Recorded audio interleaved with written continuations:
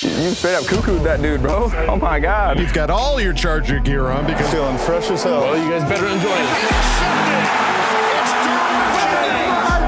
The fans loved it. You have to love what you're seeing on tape if you're a Chargers fan, especially for the future with Justin Herbert. On the move and throws and touchdown. Do this together. Players, coaches, staff, fans, together we can create something truly special. Stay tuned for some good content.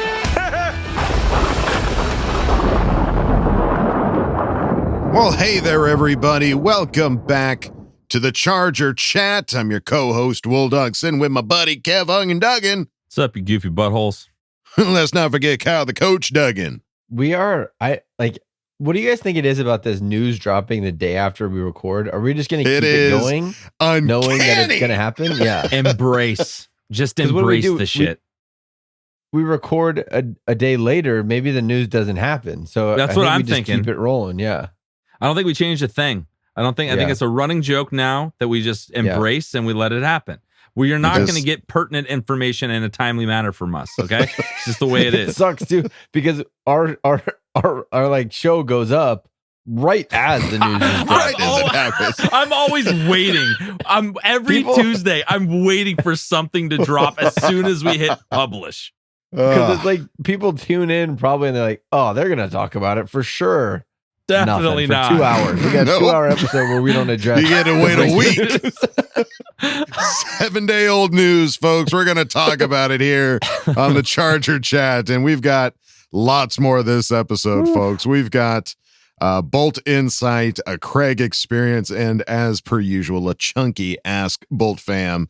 But let's waste no time. Start at the top. I mean, respect the streak, folks. Every time we put out an episode, something big's going to happen. And Justin Herbert, our main man, got himself a new contract. So now he is with the Chargers for 7 more years. It's a 5-year contract, but he's still got 2 more to go. So we get him for 7 more years. He gets $262.5 million added to what was already due. And then the guy's making like what was it? It was like 100 million, like guaranteed and something like that. 100 plus. He gets like he gets like boom. Here's a check. Yeah, 100 million plus check right there. Enjoy.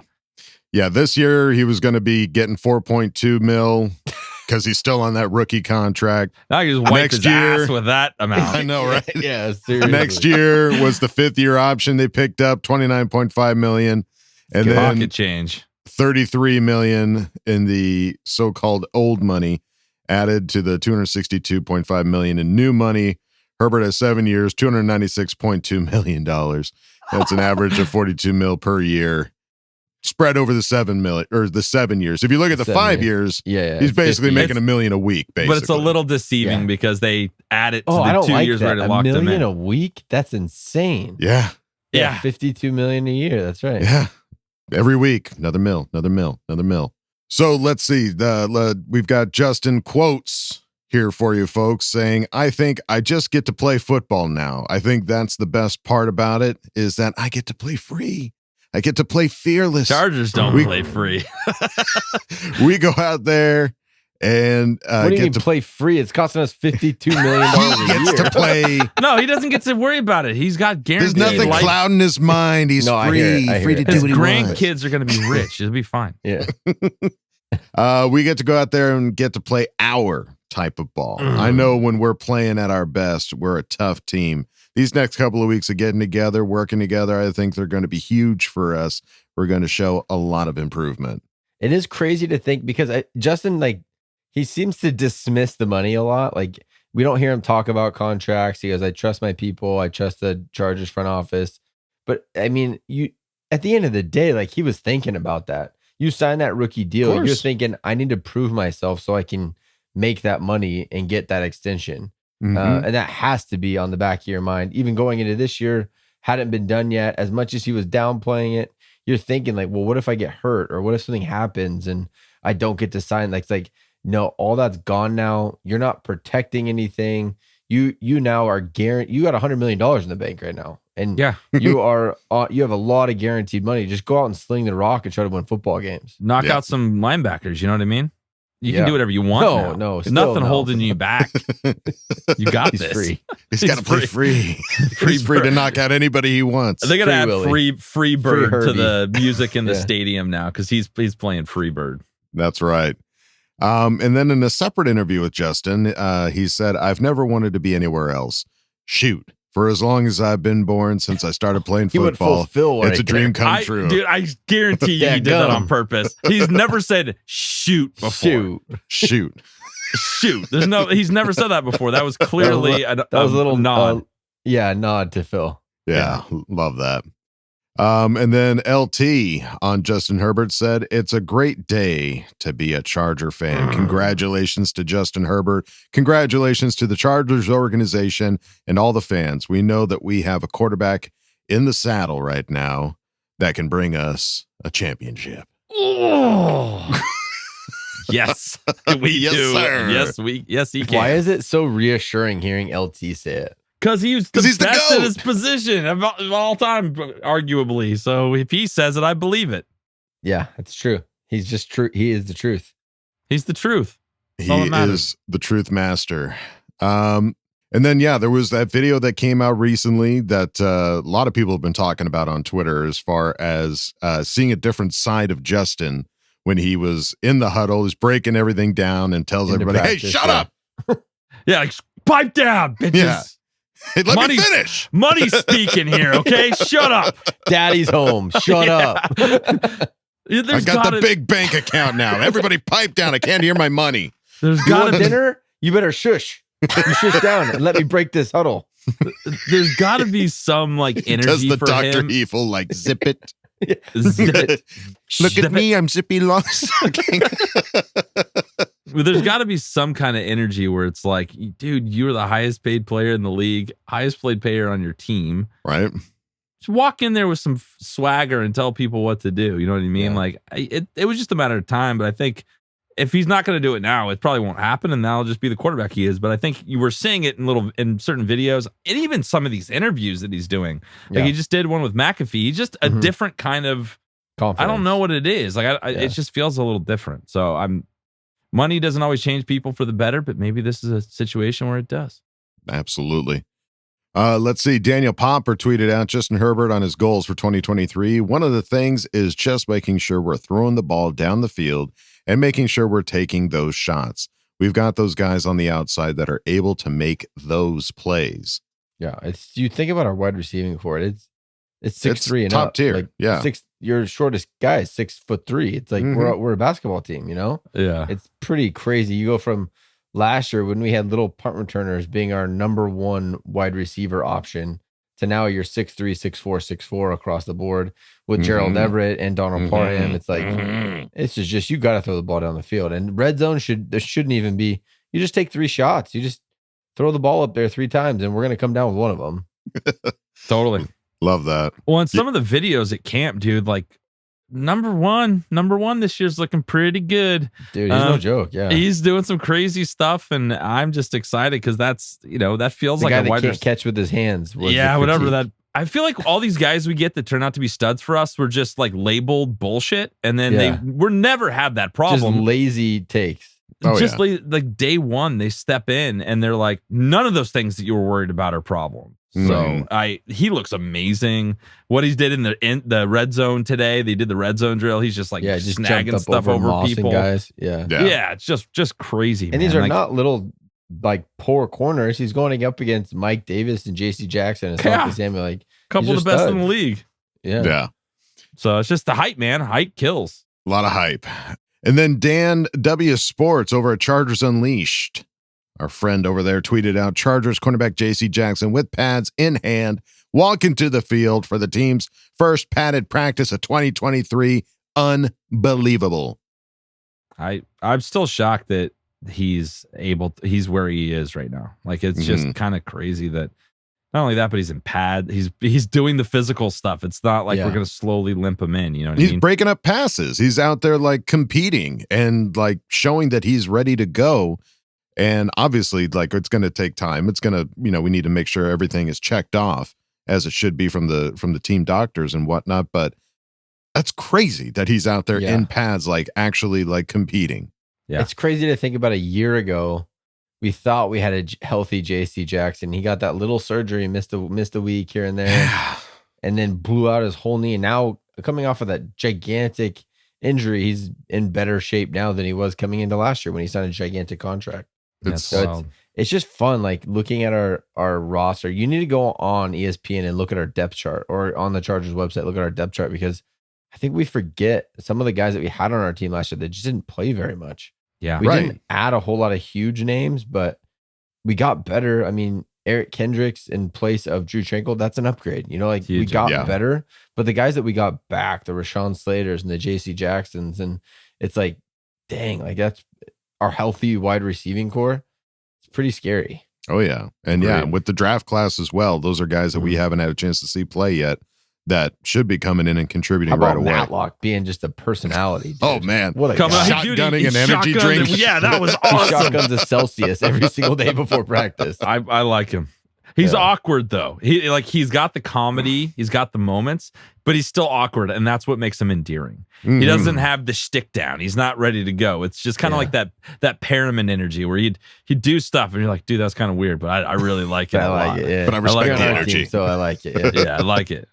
Coach, as he was mic'd up on JC Jackson, said, tell you what, we've got to really monitor him and all that, but JC looks good. I heard that. I was like, oh shit, Coach is like, this monitoring stuff, let's get him out there. Yeah, man, he's looking real good. Yeah.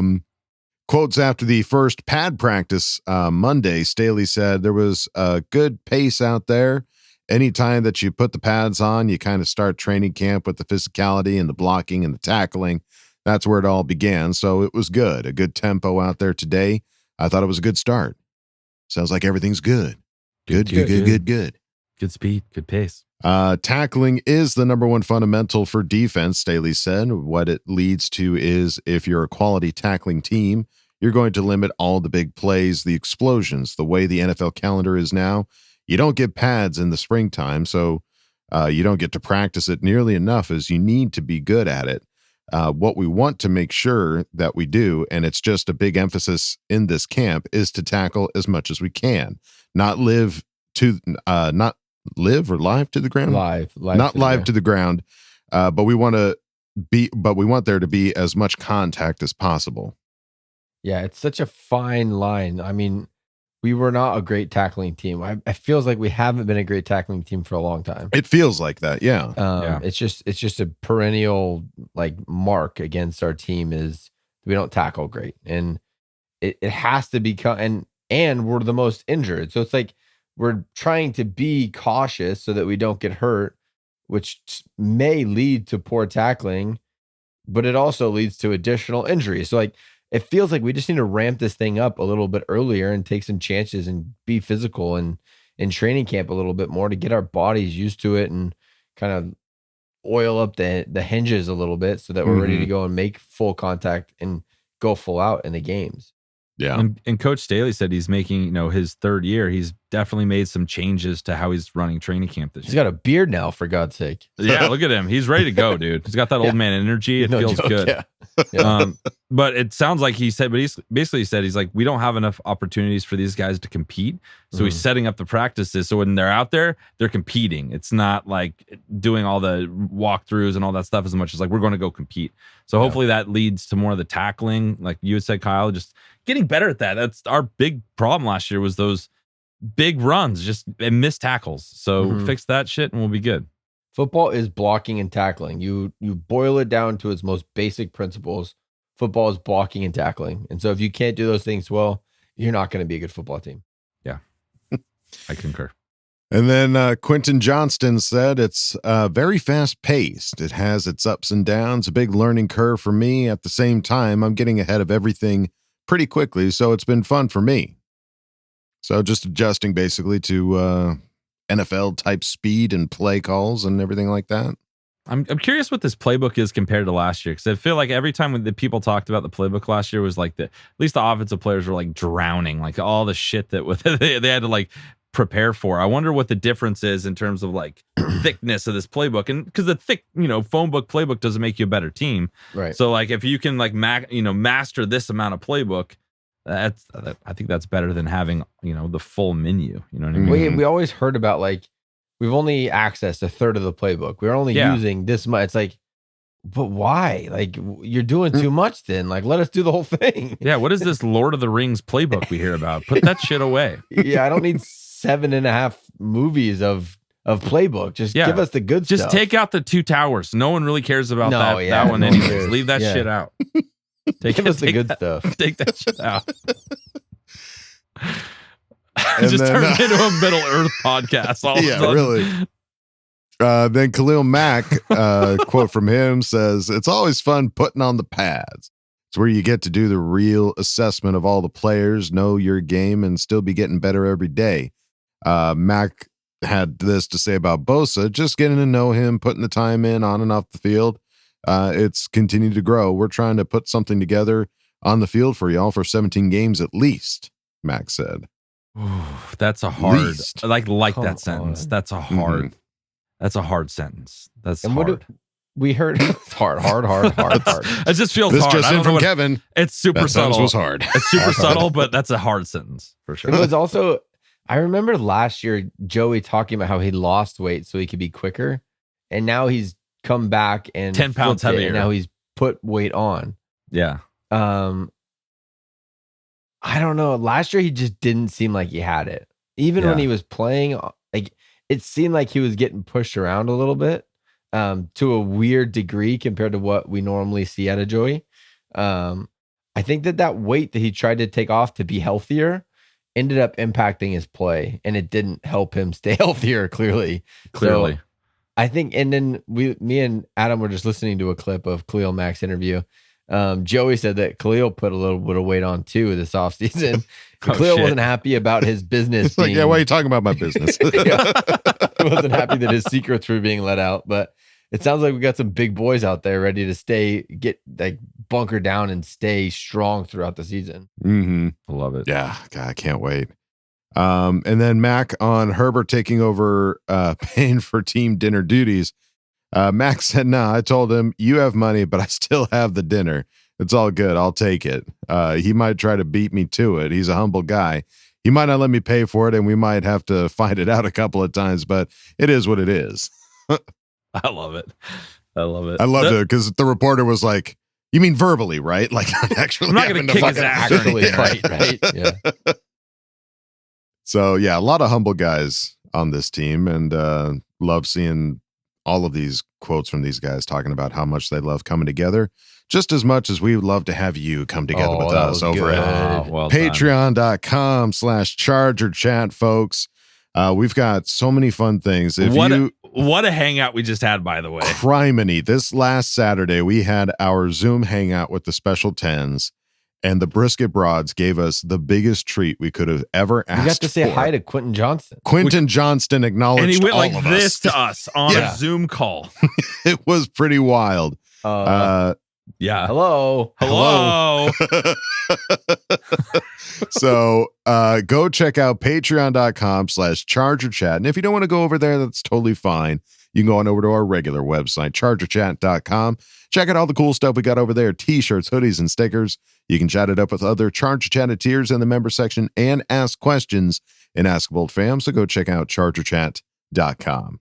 If you ever thought, why the heck is my wireless bill so dang high, then let me tell you about Mint Mobile, who we're partnering with for today's episode. You might already know Mint Mobile if you've seen those funny ads from Ryan Reynolds, who's also an owner, but let me quickly tell you about how awesome their service is. Mint Mobile offers premium wireless for as low as $15 a month, and you don't have to sacrifice any coverage, speed, or data. They're built on the nation's largest 5G network. They keep costs low because they sell direct to you online. They cut out all the retail stores and the salespeople and things like that. Why should you pay more than you have to for access to the same network? It's a good question. Click the link in the description or scan the QR code if you're interested in the best value in wireless. All Mint Mobile plans include unlimited nationwide talk and text, plus lightning fast 5G and free mobile hotspot. Mint also offers a modern family plan that lets you set up a super affordable family plan with as little as 2 lines. Now, I've used Mint Mobile, and I gotta say, everything that they've talked about as far as switching over being extremely easy is 100% true. It was a super easy process, and then once I was switched over, I honestly didn't notice a difference in my performance. You know, all the apps that I typically used, like Twitter and YouTube and things like that, ran exactly the same as they normally did on my previous carrier. Like I said, switching to Mint is super easy. Thanks to their digital eSIM cards, you can sign up and activate immediately right on your phone from the comfort of your own home. And if your phone isn't eSIM compatible, that's totally fine. Mint Mobile will ship you a new SIM card for free. It only takes about 15 minutes to switch, and Mint Mobile has great customer service if you need help. And right now, as a special limited time offer, you can get their unlimited plan, which is normally $30 a month, for just $15 a month. That's a 50% savings off their already super low price. It only takes 15 minutes to pay as low as $15 a month for your phone plan. It really is that simple. Use our link mintmobile.com/chargerchat to get started, or click the link down in the description, or scan our QR code. It really helps out the channel. And if you've already made the switch to Mint Mobile, let us know down in the comments. We'd love to hear about your experience with them. Thank you, Mint Mobile, for being our partner for this episode. Now back to the show. All right, folks, it's time to go on to the next segment. It's Bolt Insight, and as we were just talking about, these lovely ladies give us so much to laugh about. They have been through the last couple days. They've gone to every day at camp, and they've got some stories, man. I can't wait to hear the stories. Imagine how much they've gone through in those. Like going to one day, I'm exhausted afterwards. I think they're a little tired after 3 days or whatever they did, but they're going back. They're going back for more, and they've already dude. You just got to see this. This is a really fun interview. Let's do it. As soon as that clock starts, your ass is mine. When I met Justin Herbert, man, that dude is big as hell. You know, the goal is to just keep it rolling. Come in hype because we have a lot of things to be excited about. All right, guys, we're back. We're back with the ladies. The Broad, hey guys. The Broad Bowl trivia, Brisket Broads themselves. What's up, ladies? Thank you for joining us for What's up, Kevin? Very special Bolt Insight. I don't even know if I'm ready for this. I don't either. Like, following you guys on social media the last few days has been absolutely insane. You've been in the front row. You've been where all the cool stuff's happening at training camp. Let's just start there. Let's start like you guys going to training camp. What was it like? What was your experience like getting there? Yeah. Fun. Good times. We started out, we left the hotel, we put on Thunderstruck. We thought that was a good way to that for everyone at 6 a.m. Yeah.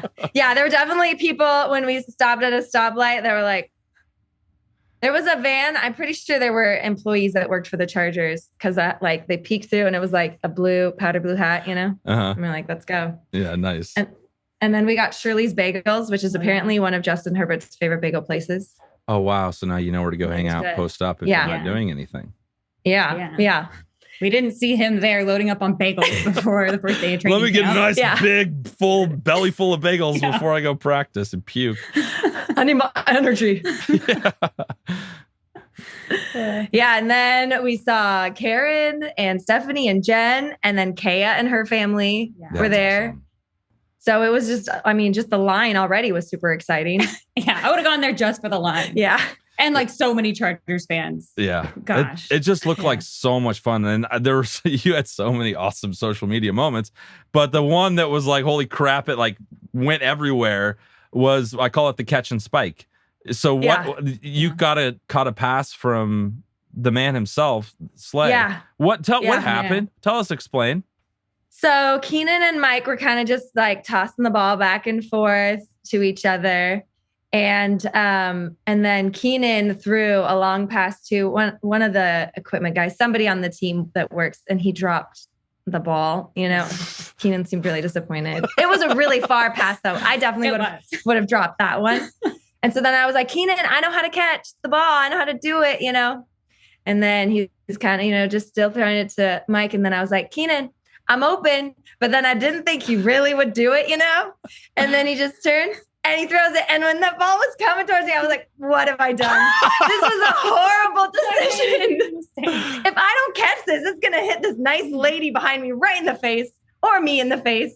But Mary and I had been practicing throwing the ball a couple of days before, and we were doing that thing where it's like you got to keep your thumbs together. Always. And I was catching everything when you do that. So that's all I thought. I'm like, thumbs together, thumbs together. So the form was amazing, but the look on your face was like, wow, it's the first time I've ever done this. So like you were the surprise that you had good form, but you're like, oh shit, I pulled it off. It was pretty cool. Yeah. It was the first time I'd ever caught a ball from Keenan Allen for sure. So that's why my face looked like that. Yeah. And I love that you didn't throw it back. I would say 99% of people would be like, thanks, man. Toss it back. You're like, nope. Bam! Slammed, spiked the ball. Keenan put his arms up, So I was like, I got to celebrate with my team. I felt like I was Justin Herbert when he walked into the locker room after the Dolphins game, and you could tell his teammates needed to see how he was feeling on the inside. So I'm like, I have to show Keenan. I got to spike that ball. Yeah. So that's what I did. Wow. And it'll forever be in social media history of that was the coolest moment I've seen at camp so far. So the second favorite moment, it's just the list goes on and on. You were on TV, which makes sense because you were there every single day, right? So eventually you're going to get caught up in the whole, being a TV star. So what was it like being on TV with the man, the myth, the legend, Chris Hayre? It was wonderful. Yeah. It was beautiful. Great. So I drew his picture. Let me see. That'll be too hard. There's no time for me to find it in the book. So he had signed the book on day 1. And so day 2, when we were in line, he was doing his news spot covering training camp. And so he had come over and was like, hey, I'm going to come down the line. I'm going to talk to you guys. That's all he said. He did not say this is live television. I thought this was he's for a segment. They can edit it. We'll tape it. We'll clean it up. It'll be good. Yeah. We'll give them good content. They can choose what they want to use of it or not. So he comes down and he had already said oh, it'd be cool to show you the picture that you drew, right? So then of him and of Justin. So he's like, I heard you drew a picture and he got it signed. Justin signed it. And then I'm like, what? I can't believe you brought this up, And then he's like, did you draw anyone else? And I was like, oh, we only draw the best people. And he's like, no, don't go over this. They're going to know I told you to say that. But then there was a moment where he's listening to the people in studio that he's talking to. But to us, it's just silence. We're all standing awkward there. Silence. He's not saying anything either. Yeah. So we didn't know this was live. This may come as a shock, but we're kind of amateurs. Never done this before. We've never done this. So then I was like, are we supposed to do anything else? So then that's where it just kept going. And then we found out later that it was live. Yeah. And I believe he to quote him, he said, the biggest Chargers, one of the best Charger fans. Oh, he called us number one super fans. Number one super no way, fans. Man. No. We think we're definitely probably maybe the silliest, but we think we're just the outward representation of how every Charger fan feels on the inside, Yeah. So I don't think we're any more super than your average. That's what the Charger number fan. one Charger fans would say. Pretty humble. Okay, moving on. So there was a really cool moment where if you followed their social media, you were standing next to a really nice young lady who was with you, and she had a painting which she drew. Yeah. And you could, if you went and saw this painting, it was unreal. You're an amazing artist yourself, and this is also insane. It makes sense the artists are next to each other. But tell us about that, because she met Justin and what happened? Yeah, well, I had seen her stuff on social media and commented on it, and then she had messaged and been like, I really want to give this painting to Justin Herbert. And I said, well, really, probably your best chance of doing that would be to come to training camp. Do you live nearby? And she's like, I live in Mexico City. Oh, wow. Exactly. Yeah. And I was like, wow, well, if you could get to training camp, it's free. And that's really your best chance of getting close to Justin. At games, you really don't have a shot. So she ended up coming. It was her birthday on the 27th. So it was her big birthday present to come. And yes, we said, let us know when you're there. So we're slipping with us in the front. And then it worked out because, connections and stuff, and we kind of know. Isn't that the photographer. so interesting about Charger fans just randomly meeting each other and messaging each other on social media? And next thing you know, you're hanging out and you're like, oh yeah, we are friends. This is cool. You're a cool person. How did this happen? It's the best. You're it's a long lost sibling or something. Seriously, yeah. You have this thing in common that you care so deeply about. Yeah. And it's so cool because like she had a similar kind of thing where, you know, I mean, obviously she's from Mexico. So like her discovering the Chargers and deciding that like that's her team because her brother's really into the Falcons randomly, but she just loved the powder blue. Anna. Sounds like a smart lady. And tell me about what happened because she drew the painting and then what happened? Yeah. So then Justin came to our area. Was she like freaking out? Yeah. I mean, you can hear in the video afterwards, she's like, I'm shaking. But like, she got to fully talk to him. So she was debating. She's like, should I have him sign it or should I give it to him? You know, it's like, oh, if I give it to him, you know, obviously if you've seen the painting, like it took a lot of time. Incredible. Yeah. Yeah. But then after the 2 hours of practice of deliberating, she had all that time to realize I'm going to give it to him. Which I think is wonderful because most everyone is asking for something from these players. So it's wonderful to give them something. So Justin came over and he like started to write, you know, to sign. And she's like, this is for you. And then he was like, are you sure? And she's like, yeah. And he's like, oh, I can't. Like, you spent so much time on this. But she's like, no, I want you to have it. So yeah, it was pretty awesome. Wow. And then right after that, we got him to sign this beautiful work of art. All right, we're gonna get into this in a little bit, but this is the coolest thing I've ever seen. And there's something behind that, and I have a vested interest in that box of cereal. I'm just gonna say, box of biscuits. We've just learned. Yeah. Apparently, these are the biscuits. There's 25 biscuits per servings. Just so you know, 210 calories per serving. This is perfect. Must be British. It must be British. And then this, you know, you got the finally after days of being with everyone in like the pit of a concert almost, where everyone's like hitting each other and like trying to get autographs. Ladies, VIP? What's going on? Yeah. Treatment. We did it. Yeah. Sometimes you just have to ask.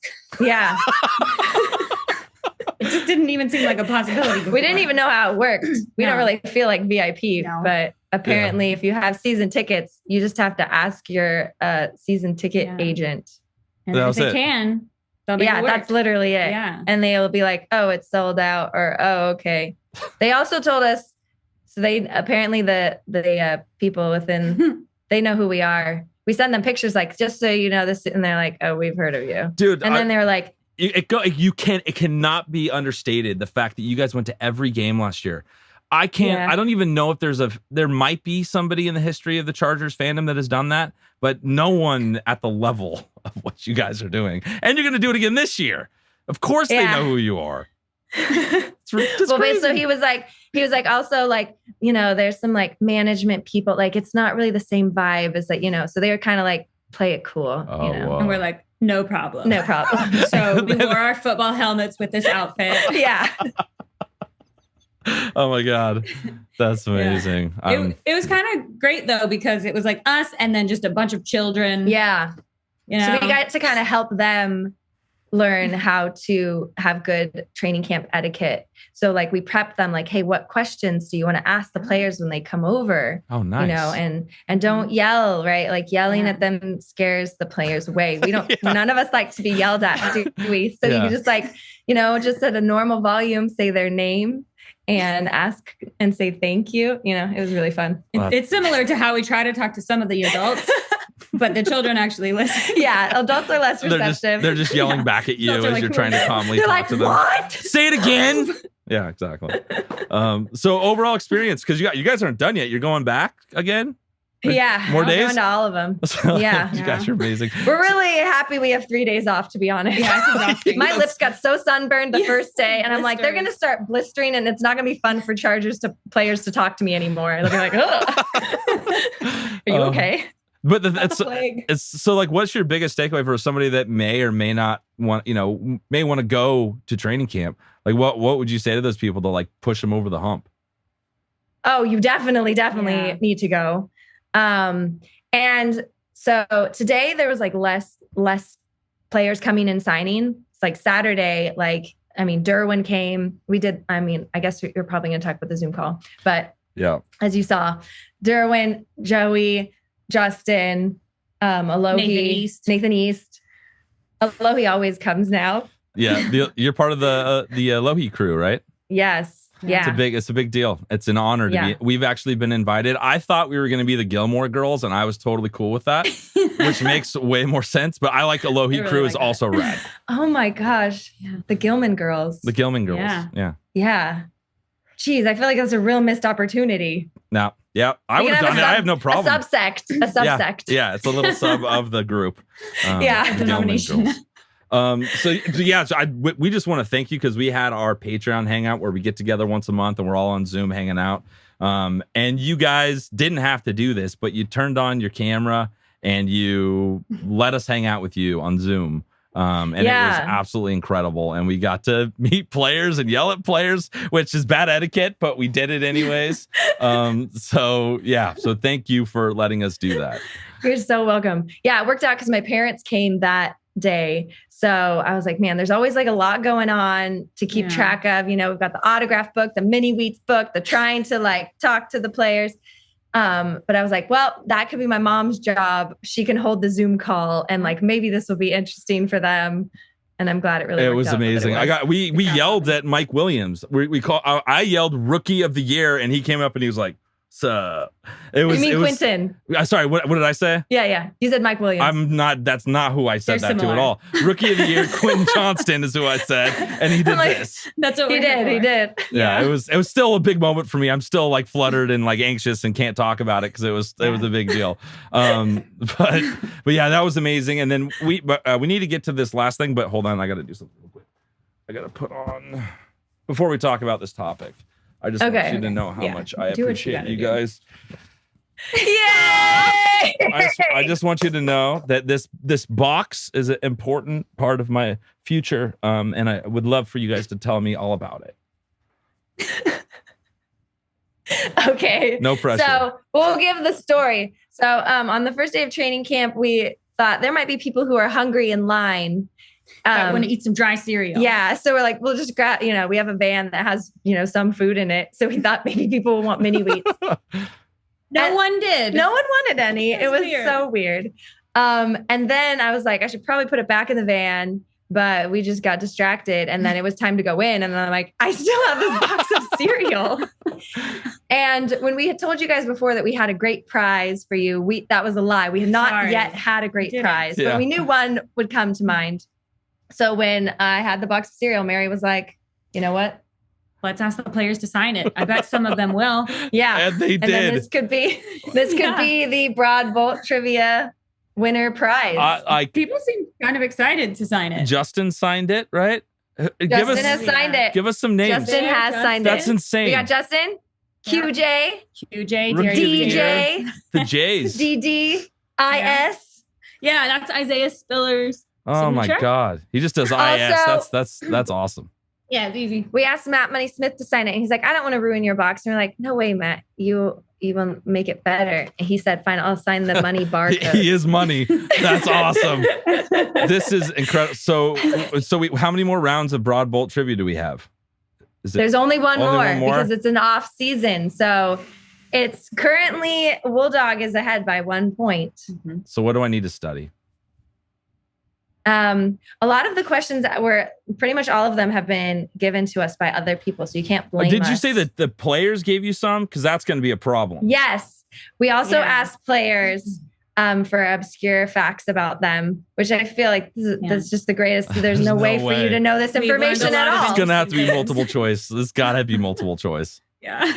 Yes. Also, the winner of this box will also receive a video certificate of authentication, which is just a compilation of the video footage of each of the players signing it. So you know that we didn't just go scribble on this. Yeah, because it does kind of look like maybe a child just. Especially Isaiah. His is a little IS. It's no offense. That's cool signature. I mean, you don't mess it up that way, No, you don't. So you guys are amazing. Thank you for keeping us in the loop, and we get to like live vicariously through you at the training camp and all that. And I'm literally, I told my wife about what the prize is for this, and she's going to start helping me come up with weird study. Yeah. I'm not. Oh my gosh. I'm not losing to Kyle. I just can't lose to We're Kyle. doing, I think almost all of them are multiple choice. We want to give you guys at least a chance, Okay, that helps me. That'll help me narrow it down a little bit.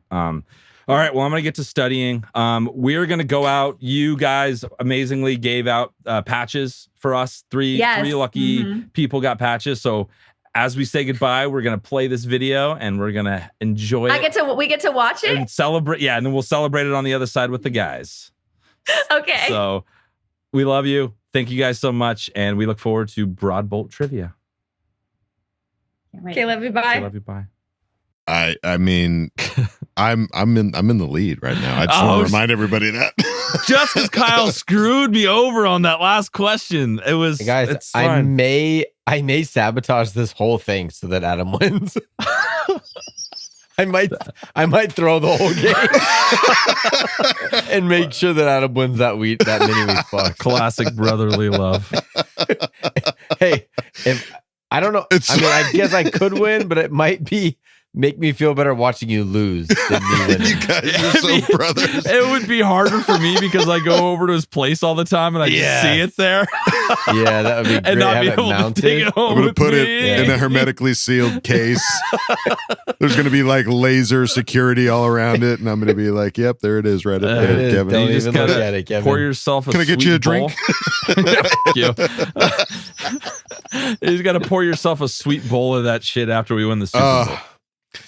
Ladies, every time that you are on the show, you put huge smiles on all of our faces, and please take care of yourselves out there. I don't want sun blistered brisket broads. That's too many B's. It sounds like a fat guy. Zinc on the nose. You got to do that crazy stuff to not get sunburns. You know what I mean? Yes, please take care of yourselves and have a blast. And thank your mom, for Pete's sakes, Mama Brisket. For recording the video of all of Mama that. Brisket, I like that. Not Mama Broad, Mama Brisket. Mama Brisket. If you watch, she held it for like 20 minutes. Yeah, I know. She's a legend. There's fatigue there. Like there had to have been. She was just locked in right there for. No, she's the unsung hero of all of that, and she deserves all the praise. Like if you watch, I think it's Alohi Gilman. He's doing a selfie. There's a lady holding a cell phone off to the side. That's Mama Brisket there taking care of us over at Charge Chat on our Patreon. Can't thank her enough. All right. Well, I'm anxious. I'm dying to see this video. Yeah. So we got some people that won some patches. Let's see who did it. Let's go. Bravo Trivia. We have our first contestant to try and win this beautiful patch. That is a beautiful patch. Do you feel ready? No. Let's go anyway. All right, Senor Snappy, let's see how much you know. These are all training camp-based questions. I'm only going to ask you one. We only have to answer this one right. That's good. There's only one No answer. helping him. No helping him. What? Hey, no. Who is that back there? Boltfam! All right, your question is, what Chargers player was mic'd up at training camp in 2021 and has never been mic'd up since? I'm actually going to say it's Justin. Justin who? Jackson? No, Herbert. It is Justin! You got it right first try! Thank you. I will never wash this patch again. I love it. You did it! Congratulations. Woohoo! Bravo Trivia! Your name? John. John. Nice to meet you. We're here with John. Hey. And John thinks that he's ready to win this patch. So he has to answer a Bravo Trivia. So all of the questions are training camp related. Okay. Do you feel like you know a lot of things about training camp? Yeah, I think so. Okay. I've come for a couple of years. So. Okay. To win this patch, you must answer the question. What is the name of the training camp location? Jack Hammond Sports Complex. The winner. You know, with the heat, it might just stick. Yeah. Way to go, John. Thank you. You did it. Bravo Trivia. Hey, so glad to be here. Stop talking. Just tell me what question you want me to answer. Here comes the camera. Oh, my dad thinks that he can win this patch. Oh, it'll be easy. But we don't show favoritism around That's here. right. So I'm going to make it harder for my dad to win this Justin patch. Herbert. So we're gonna do a speed round. I'm gonna say different players. These questions are always training camp related, so I'm gonna do new players, what their number is, and you have to say who the player is, or I'll say the player and you have to say their number. All you have to do is get 3 out of 10 right. Okay? That's gonna be so easy. Okay, all you have to do is get 3 out of 10, and you will win this patch, Dad. Okay, Mike Williams. Okay, and 80.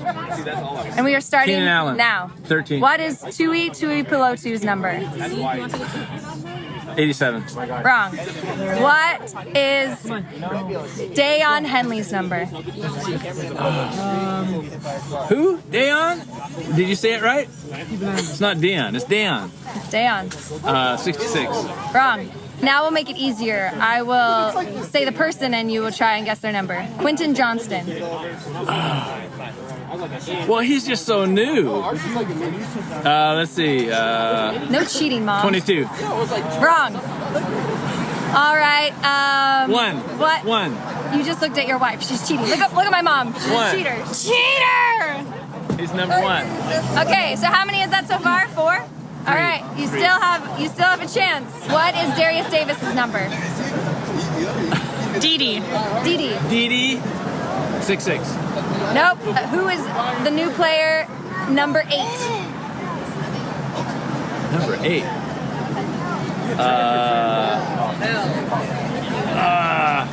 The guy that's really fast from TCU. Nope.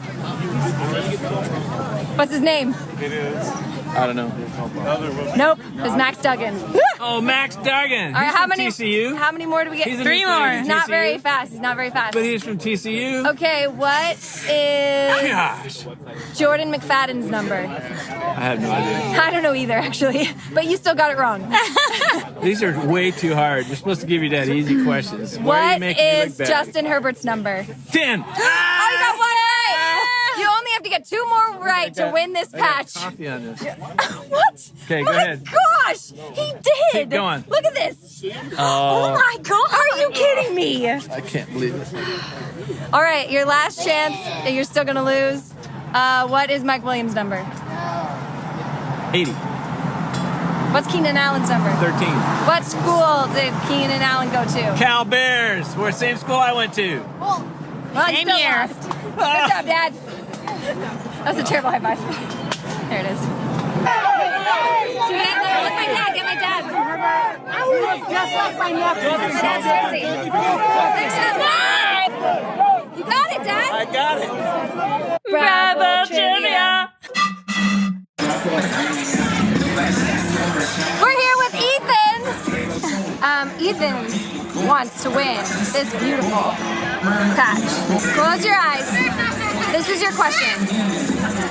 What objects, no, don't look. What objects are behind you? Behind all of us. Don't look. Pictures? These pictures, there's something behind, there's 4 of them behind it. You did look at them. I know you looked at them. It's like something with a gate. There's like a decorative item. What is it, Ethan? What's behind us? You know this. Surfboards. What? Oh my gosh! Surfboard! He won! Way to go, Ethan! Here you are, sir. Thank you. Bravo trivia!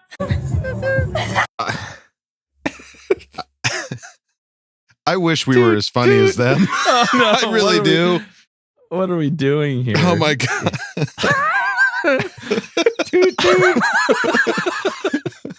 That poor man. What's your name? John. We're here with John. Silence. Oh, John, what a sport, John. Oh, John, you're the best, dude. That's awesome. You made a good point, and they showed, if you were just listening, they got basically her dad got the Herbert jersey signed, but Coffee you can't like Kyle made a great point. Coffee You stain can't forever. wash that now. Yeah. That's Permanent always coffee on that stain. jersey. You can't wash Yeah. that jersey now. Oh, It's even more unique. I love it. that was Brisket so dad freaking and funny. Broad dad and also, brisket mom. Based on the questions that were asked in that trivia, I don't think I would have gotten a patch. I mean, and I'm also not confident in our next bold trivia. Our next I gotta go study. It's not going to be good. Yeah. Senior snap is like Justin, and they're like, Justin who? I need a first and a last name. Show your work, senior. Oh God, man. Ladies. Thank you. Just thank gold you. as Yeah, always. thank you so much. That was more entertainment than I expected this evening. Yeah, saying a lot. It really is. Oh God. Well, You're the best. I don't want to be the guy to follow that up, but it's time for our next segment. You know him, you love him. It's the Craig Experience. Oh yeah. Oh yeah. Come on in, man. Kick your feet up. Oh, Craig Experience. hello there. Make yourself at home. We got some stuff to talk about, right? Moving on. Y'all, we made it. We made it. Dredged through another off season, and we are on the precipice of real American NFL 11-on-11 contact football. Hoo-wee. This offseason felt especially long. But once again, new season, hope springs eternal for every team, regardless as to what you may think about them. Technically, everyone is in the hunt as of today. And your LA Chargers are no different. Exciting season coming up. Bunch of new faces, bunch of guys you're familiar with, and highest paid quarterback in the NFL, average annual value considered. So without further ado, let's hop into this first official 2023 edition of the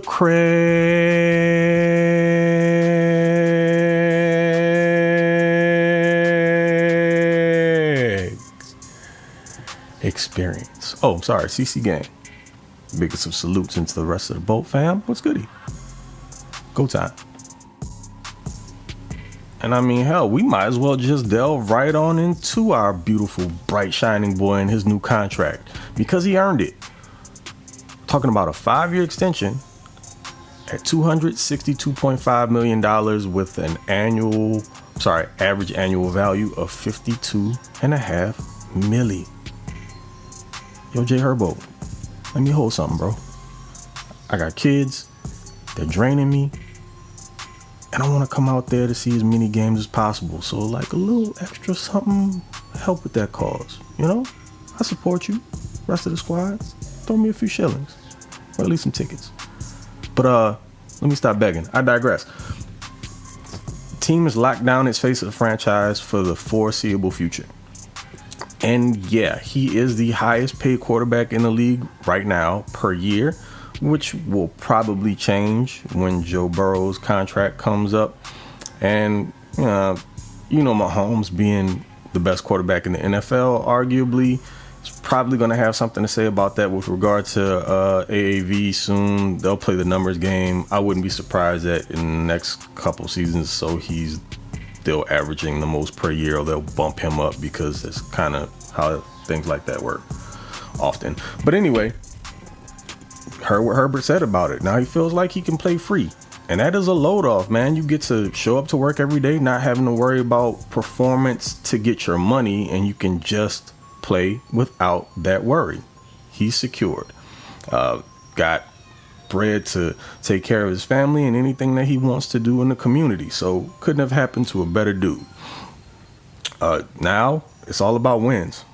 You got one thing out of the way. You got your bread. Now it's time to lead this team to the promised land. And I think, well, y'all know how I feel about him. It's a very good chance it's going to happen. And seriously, this team has had some really good luck when it comes to the quarterback position in years past. And the beat continues to roll on. But outside of just that, got training camp going on and hearing a few things here and there. But I'll tell you one of the things that I'm most excited about. we've talked about Kellen Moore ad nauseum during this offseason, but we haven't specifically spoke to why it is that I like, or what about him that I like that he brings to the table, as opposed to the former offensive coordinator who you guys know I don't call by name anymore. It's Kellen Moore's ability to adapt his offensive scheme to his personnel. Something that the other guy had an issue with. It's almost like if health considered, guys being available, perfect case scenario, best case scenario wasn't what was going on, then the offense would sputter, or it would take a lot to get off. Well, take a whole lot to get a little done. And although the offensive numbers were more than respectable, a lot of that came on the back of number 10 being an alien. But when you're talking about a guy like Kellen Moore, let's say you run into a scenario where you're down a guy or two on offense.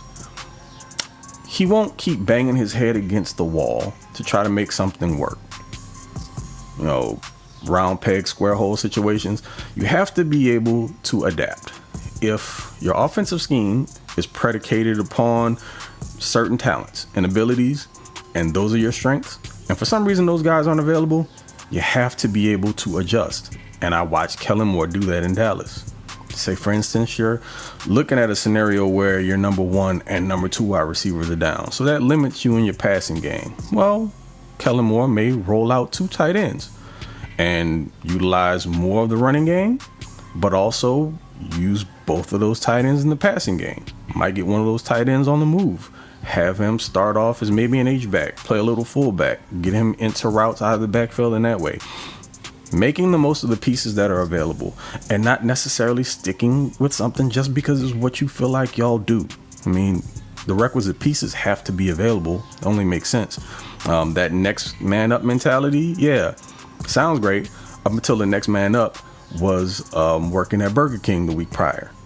Doesn't necessarily work out all that well, but that is what I look forward to most from Kellen Moore, outside of just being more of a in the flow play caller, having more balance offensively, getting the ball down the field, making the most of Justin Herbert's abilities, but also providing him help so that he doesn't have to do everything on his own.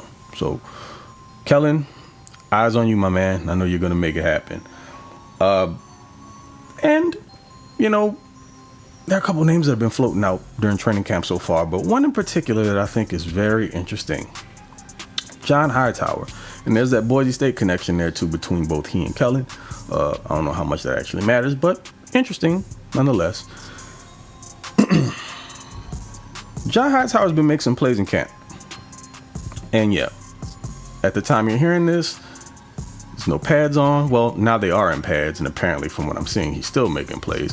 And that should make a one Jalen Guyton very nervous.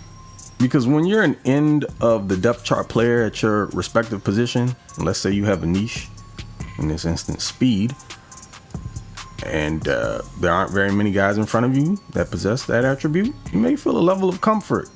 But that's not the case anymore, because the Chargers have at least 2 other options now in both Hightower and Darius Davis that should be causing Jalen Guyton to lose a little bit of sleep at night. And it sucks that the dude's hurt, but cold world, right? Hightower can come in and essentially be what Jalen Guyton was. Now we're talking about 40 times. Guyton's high 4.3 dude, Hightower's low 4.4, but honestly, it's not that big of a difference. And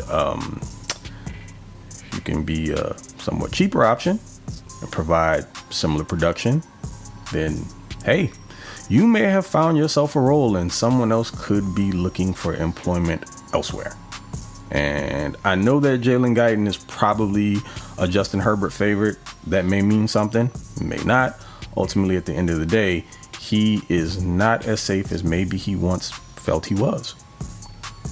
That being said, it's going to be interesting to see how the rest of training camp plays out, because that's a name that could be on the chopping block. And if the Chargers decide to roll with 6 wide receivers, do not be shocked to see number 6 be John Hightower. So it's been fun.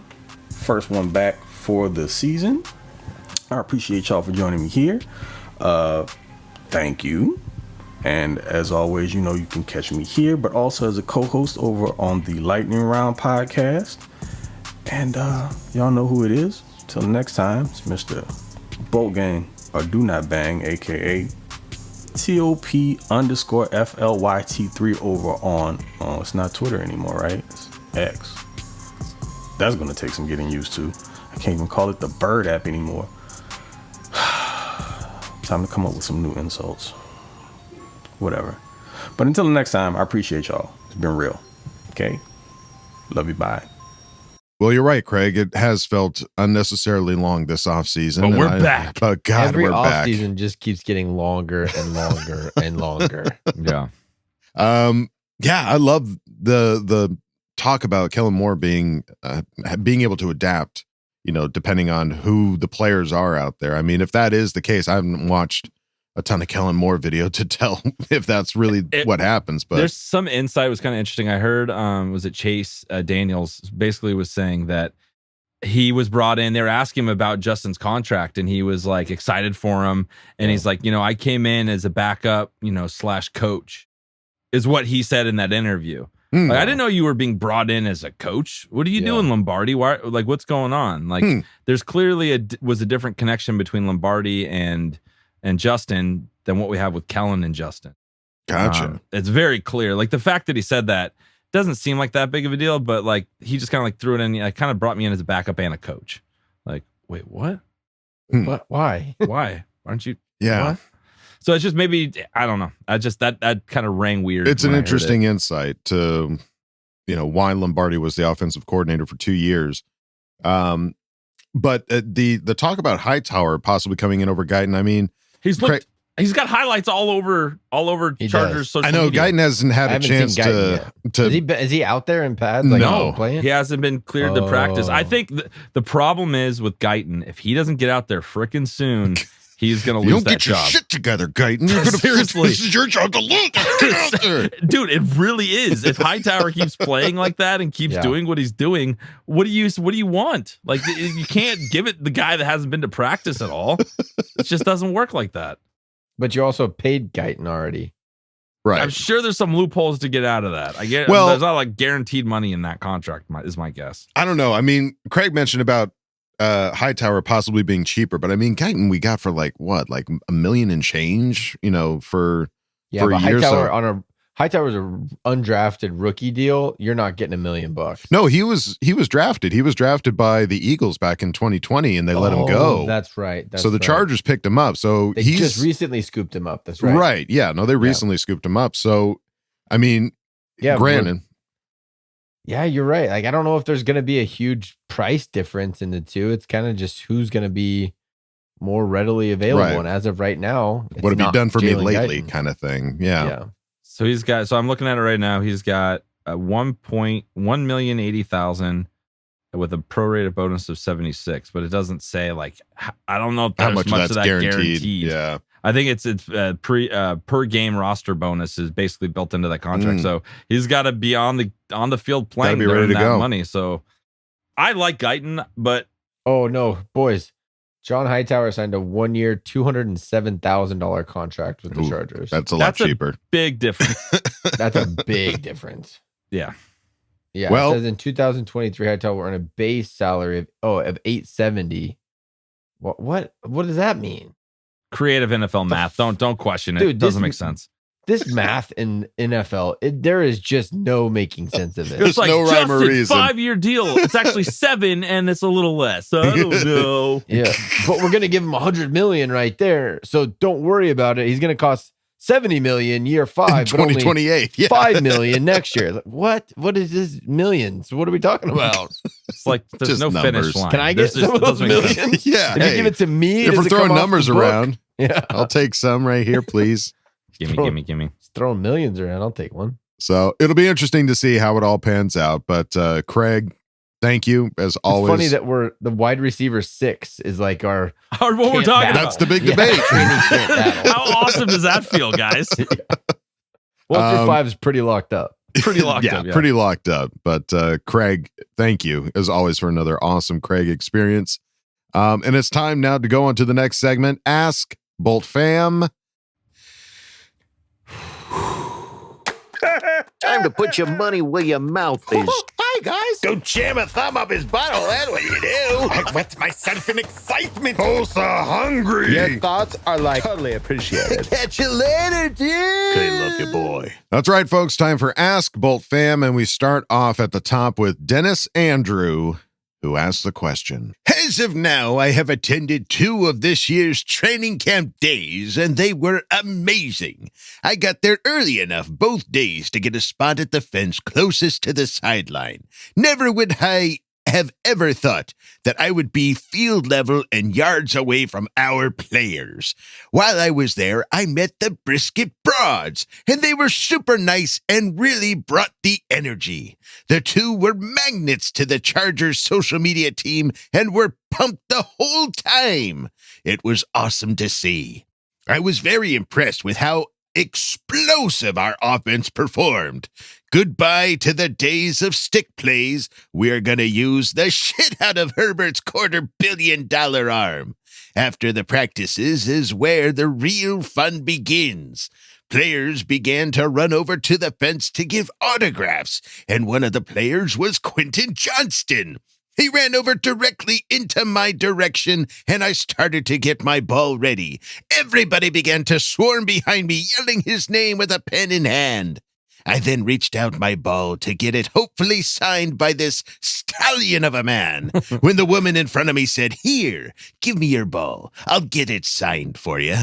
After realizing who this was, I was super honored to have her give QJ my ball. It was Alohi Gilman's mom, and she made sure the autograph was taken care of. She was so sweet. Alohi ended up walking over and saying hi to all of us, and that was awesome. Day 2, I ended up getting even more love from the players. Morgan Fox, Michael Davis, Chris Rumpf, Eckler, Big Dicker, Tuli Tui Palatu, Scott Matlock, and more signed my ball. What an awesome experience, and I cannot wait for the next one I go to. Bolt up. K, love you, bye. That's amazing. What a we gotta go, you're dude. just rubbing it in a little bit, Dennis. It's all, Rubbing it in. That was It's a all- long-winded I'm way right to say here, you had a great Dennis. couple days. Yeah, we're right here, dude. it's I on can hear us. We ya. didn't do it. Yeah, and I'm gonna tell you, I've been to these. I go to training camp every year, at least one practice. It's not easy to you have to put You in a gotta lot be- of work. you gotta risk it gotta for the be biscuit. early. Yeah, you Big have time. to put in a lot of work to get those signatures. So Good on you, good looking, brother. Dennis. Yeah. That's so cool. And you met where I don't know if you guys have told anyone, but we're a part of the Alohi crew, if you will. We were invited by some awesome ladies, Jen and Karen. They started a club, and we're a part of that now. So I'm very Kaya proud. probably as well. Kaya, I'm very proud to be a part of the Alohi crew. We're card-carrying members now of the Alohi crew. You know I love that. Dennis, great story, dude. Thank you for sharing Thanks, that brother. with us. Let's move it on now to Mr. Pekar, who asked the question. Watching all these highlights over the last week with the deep balls, the jump balls, the beautifully ran routes, and all this vertical offense is making me salivate, among other things, if you know what I mean. Oh, football is finally here. We have secured our boy Jay Herbert for the future, and I'm so freaking pumped right now. Oh boy. One of the silly things that is adding to my excitement is the anticipation of hearing the calls from the announcers. Over the years, we've heard so many connections between QB and their playmakers. 14 to 18, 17 to 85, 10 to 81, and so many, many more. Oh boy. Which duo is your favorite combination from the past, including last year? And which duo are you most looking forward to hearing called this year? 17 to 85, that just gives me chicken skin, and I smile every time I think of it. Oh boy. Also, if you have not joined the Special Tens, you're missing out. So many amazing things. But this Saturday took the cake. It was a real special day indeed. BTFU, FTR, can't love you, bye. That was a good one to go out. That was a nice finish. Stuck the landing hard on that one. That was good. Yeah. This is a really good question. I like We've this. never gotten this question before. This is great. Kyle, you start. The young one. Let's start with the young. I'm trying to top Phillip Rivers to Antonio Gates, but I don't really know how you top that one. That's my answer too. I don't think you do. Yeah. So we're just gonna say that that's the best because those are two Charger Hall of Famers that they're gonna be in the circle. Yeah. So it's like you can't top those two, but as of right now, like the team that and since Phillip Rivers, I guess, is 10-13 because Keenan Allen's just the man. Like, love him. It's just so consistent. I have burned into my mind last year against the Dolphins. We had that crazy third down where they're just pointing at each other because it was like, how did you make that throw? How did you make that catch? I don't know. I don't know either. What? Who are you? Type of situation. I mean, it's just, that's a really fun, like, they talk about having like a relationship and like you don't even need to talk and you're going to know where they're going to be type of feel with the receiver. Yeah. Justin and Keenan have that for sure. Big time. I'm going to go with the Gates with you on the first one, but I think what I'm looking forward to is Quentin Johnston, because those other two guys, Mike Williams and Keenan Allen, had different quarterbacks. Quentin Johnston is starting at 0 with Justin Herbert, who's now locked in for seven more years, and he's not going anywhere. Let's not kid ourselves. Yeah. So we literally every touchdown he's going to catch is going to be from Justin Herbert. Yeah. So that's the name that I'm hoping not only I hear a lot of, but just makes me feel nice and warm inside because we're going to have a lot of it for a long time. Yeah. And their numbers together, 1, 10 and 1. It's the 101. Guess where the 101 starts. Well, it's also going to be 10-1, my friend. 10-1 odds. 10-1. There's so many. The 101 free, the 101 highway. Come on. It's on. It's on like Don. All right, Mr. Pekar. There you go. It was great hanging out with you, brother. Absolutely. It was fun, man. Those were memories that we will not soon forget. Thank you for asking the question. Let's move it on now to Voki. Certified Fresh. Who asked the question? When is Rivers getting inducted into the Chargers Hall of Fame? In honor of the great Paul Reubens. Sad news today. Very sad to hear about the passing of Paul Reubens. But had to pull out the Pee-wee for at least one of these questions. Rest in peace, brother. Rest big time. Peace. Very sad to hear that. When is Rivers getting inducted in the Chargers Hall of Fame? God, whenever they frickin' invite him. Whenever he retires. He's not retired yet. No, but I think they just announced recently. I feel like it's all going on behind the scenes because they just announced recently when he is eligible to go into the Hall of Fame. So they're not going to announce that until he retires. So I think there was like a very secretly quiet retirement. And I think it's at an Applebee's. Something happened. It was something like he sent a fax or something because he doesn't have a phone. They had some margaritas and he was like, you know what? I think I'm done. You're right. Yeah. They're like, all right, check, please. We're good. So I think this year. I think we're going to get it this year. They'll announce it here. I really hope so. The fans need it. They need that closure. We need that. Yeah. Imagine the celebration at Rivers Lake, though. Oh, Senior Snappy in front of that. Fireworks, splashes. Yeah. Everyone belly flops into Rivers Lake when they do it. Yeah. Him out there on like a little tugboat, just like that'd be pretty rad. That would be rad. Voki, thank you for asking the question. Let's move it on now to Friar. Whoa. Oh, sorry. Kyle wasn't done, Adam. I already moved on to Friar Bolt. Oh. Okay, well, let's move it on to Friar Bolt, who asked the question. Hi, guys. It's me, Baby Wivers number 10 here. Listen, I was hearing some talk that my daddy was His voice is hell of a shit talker back in the day. What are some of your favorite Wivers shit talking moments? Kevin, do you ever close your eyes when Adam's doing these voices? It's too much. You need to try. Give it a go. It makes it so intense. Because if you're looking at Adam's face with a big beard doing a baby voice, it doesn't do it justice. You have to close your eyes and envision a picture cartoon a baby. Sexy ass baby. Yeah. I'll do it on the next around. I'll do it on the next one. Oh, fuck. Happy birthday. Mr. President. All right. So some of the favorite Rivers shit talking moments.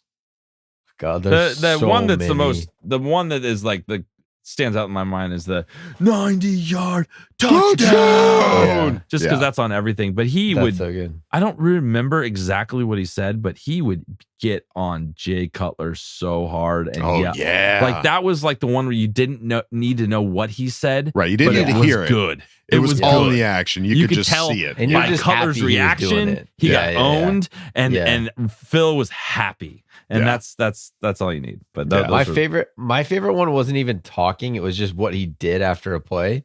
Against the Ravens in the playoffs. He gets that first down and gets kind of decked, gets up, pauses, looks, and now we know afterwards they had Keenan mic'd up. He's like, do it, Phil, do it. He's gonna do it. He did it. It's so good.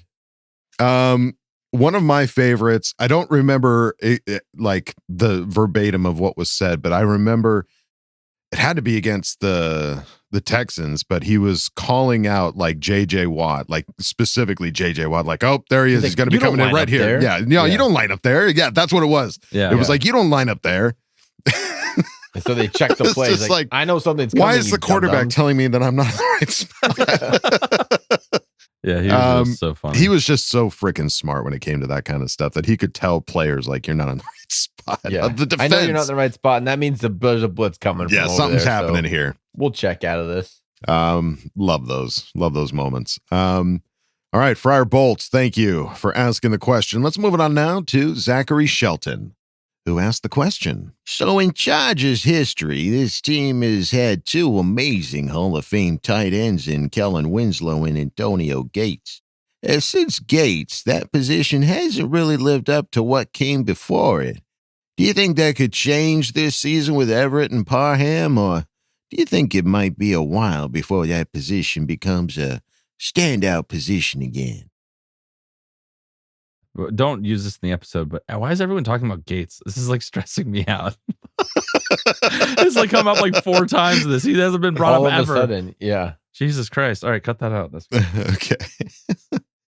I would be surprised if Everett and Parham get into that like legendary talk. Dude, yeah. That might be the last of the legendary tight ends we have. Yeah, dude. You're not guaranteed to get that type of player ever again. Dude, what was a 25-year break between Winslow and Antonio Gates? Like right around that amount of time. So maybe 20 more years. That's our track record. It's kind of stinks that we didn't get to see the true potential of Hunter Henry, and now he's on a real crap team with a crap quarterback. If we could have kept Hunter Henry with Justin Herbert, he may have been able to get to that type of player in Charger history. But yeah, I don't know. I love Gerald Everett. I think he's a great tight end. He's gonna have an awesome year. But to get to that level, like you got to play here for a long, like your whole career. Like they played their whole careers here. So and it's like also with Parham being in the mix, and there's like 2 more like tight ends that are in the mix. It feels like it's not going to be no one guy. Exactly. No. It's not going to be a consistently going to Everett. Like when you throw Parham in there, it's like, all right, well now you've got 2 tight end targets that could possibly go out there and make a play. So there's too many heads, not a clear number 1 necessarily. Although Everett, I would say, is the number 1. But even then, like I said, there's just too many opportunities for other tight ends. It's like Kyle said, you need to have a full career for that to be that. That's what Kellen get to that. Kellen Winslow was. Yeah, you just can't. So we need to start with somebody from their rookie year, whether that be undrafted like Antonio Gates or like a pretty high draft pick like Kellen Winslow, and then that's it. But I'm gonna guess I'll be 50 when next time we see really high level. All right. We'll be sure to reference episode 277 when that happens. Coming up pretty quick, guys. 11 years. Coming up pretty quick. Shut up. All right, Zachary, thank you for asking the question. Let's move it on now to the Beckman 88. Certified fresh. Who asked the question? Not confidently. How do the Chargers ensure Herbert has a consistent play caller for the majority of his career? New one every year, but 2 in a row with Lombardi. Difficult when head coach is in charge of the defense and good coordinators don't stick around for long. If Kellen Moore is successful, would he move on from the team? Replace Staley, maybe? Seems the best case scenario, we have a big coaching hole to fill next year, and Herbert has another scheme to learn. I think we're going to have the OC to head coach factory for quite some time. Yeah. I think you'll get a couple years with an OC. He's going to do awesome because Justin's awesome. He's going to get a head coaching job. I think that's just the way it's going to be. But do you think that, I mean, we saw that with Steichen, but with Lombardi, he just went to be an offensive coordinator for, did he go back to the Lions? Am I remembering that correctly? He's at Broncos. He's with the Broncos. But still offensive coordinator. He's not going, I don't know that anybody's going to talk about him being I think that was a failure. Well, let's just call that was a failure. Call it what it was. The emphasis on Emphasis on the F. Yeah. So I think the worst case scenario, he's a shitty offensive coordinator for Justin becomes an offensive coordinator somewhere else. For another team, yeah. But a good one becomes a head coach somewhere else. I think that's just the situation. I think all right, let's look at like Phillip Rivers, who we've been talking about a little bit this episode. You think that an offensive coordinator gets hired, they're going to tell Phillip Rivers what offense he's running? No. We're going to get to the point where Justin Herbert is so vetted in the league and has seen defenses and know what he can do that an OC is going to come in and sit down with like, all right, Justin, what are we doing here? Yeah. You know, I think that's when it becomes consistent for Justin is he's going to get to a point where he dictates what we do. But right now he's still, I mean, he's the fourth year in the league. It's not as if he's 10 years in. Now quarterbacks play till they're 40. The guy's, how old is Justin? 23, 24? Oh, it's God. like the guy's got 16 years left in the league. See, this is a Broad Bolt trivia question, and none of us know the answer. We're yeah. Now that you say that, they're going to be listening. Yeah, we're all going to look it up, and we're all going to know. Looking it up right now. His birthday. Justin Herbert is 25 years old. 25 years old. I was just about to say it. He's 25 years old. 25. Yeah. So he's 25 years old, born March 10th, 1998. March 10th, 1998. March 10th, 1998. Okay. Yeah. So I think that's the only way. As long as Brandon Staley is the head coach of the Chargers, that's the only way to get a consistent offense. Is he's going to get to the point where he's like, I know what we run. I know what I'm good at. This is what we're doing. Anytime an OC shows up. Whoa. March 10th, number 10. This all makes way more sense. That's easier to remember. Sorry, I wasn't listening to anything you were saying. I'm just trying to figure out how to memorize that. Hey, great point, Kyle. Sure, it was great. Kyle always makes great points. I was really trying to lock that in. I apologize. Sorry. The Beckman 88. Thank you. You don't have to listen, but you don't have to call out not listening. I told you it's been a long day. I apologize. Beckman 88, thank you for asking the question. Let's move on now to FN Dooley, who asked the question. Okay. So our boy Justin just signed $262.5 million contract. Hooah! Highest paid QB in the game until next week when Burrow signs. Oh, Burrow, don't even get me started. I don't want to talk about it. I don't like talking about money and sports. It's no good. That comes out to $52.5 million a year at the taxes. You know, California. Oh, they got taxes. He is probably taking home a measly $26 million a year. So here is my question. You win the lottery. It is $26 million after taxes you take home. What are you going to do with all that bread? Hoo-ha. $26 million. It's a lot of money. I'm paying off all my student loans first and foremost. Isn't that sad that we're just like, I'm going to pay off all my debt. Yeah, I just want to get rid of that student loan shit. That's all I want off of my spreadsheet. That's pretty sad. It sucks. It's I like hate want a being an car. adult. Yeah, I don't know what I'm going to do with the other $52.5 million. Yeah, first things first. Going to get rid of that student debt. Clear off my plate here. And then we'll reevaluate things. And then who cares? Buy some Charger stuff. What would be the one crazy thing that you would buy? I would get an executive box at the Chargers. Yeah. Nice. And then if I couldn't go, I would literally just give them out to Charger Chat listeners. Oof. Like they would be like a secret hidden Easter What a egg. Robin Hood you are. Fuck yeah. That would be like my go-to. If I actually had this, like, there's this billboard of like the lottery that's on the highway between my house and where my kid, and I drive by and I see it, and every once in a while I'll like daydream what I would do. And most of the time it goes to getting a box at SoFi. That's usually what I go to first. And spread the wealth with the other 30 people that can go into it. Love that. Good answer. How about you, Kyle? Yeah, I don't have any good answers. I don't know. It's not enough to buy the Chargers, so I don't know. Maybe co-owner. Yeah, if they could somehow like split it up and I could buy a portion, maybe I'd do that.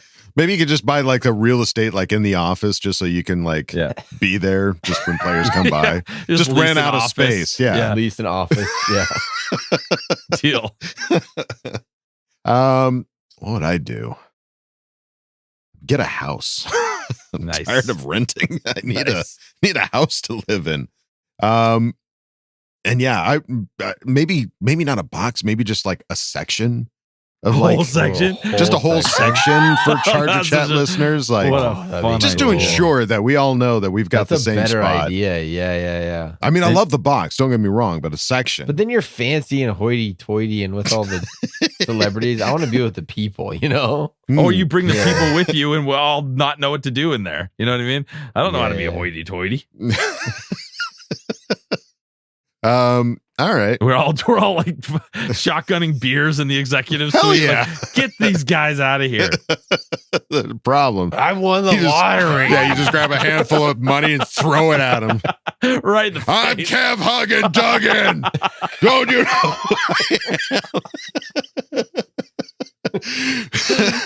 Can't love you. Bye. Get out of my box. Can't love you. Bye. Here's a patch. Get out of here.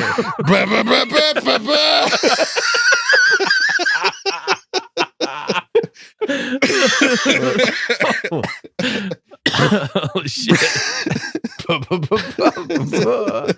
Bye. Okay. Oh God. FN Dooley, thank you for asking the question. Let's move on now to the K-Man, who asked the question. Shoot!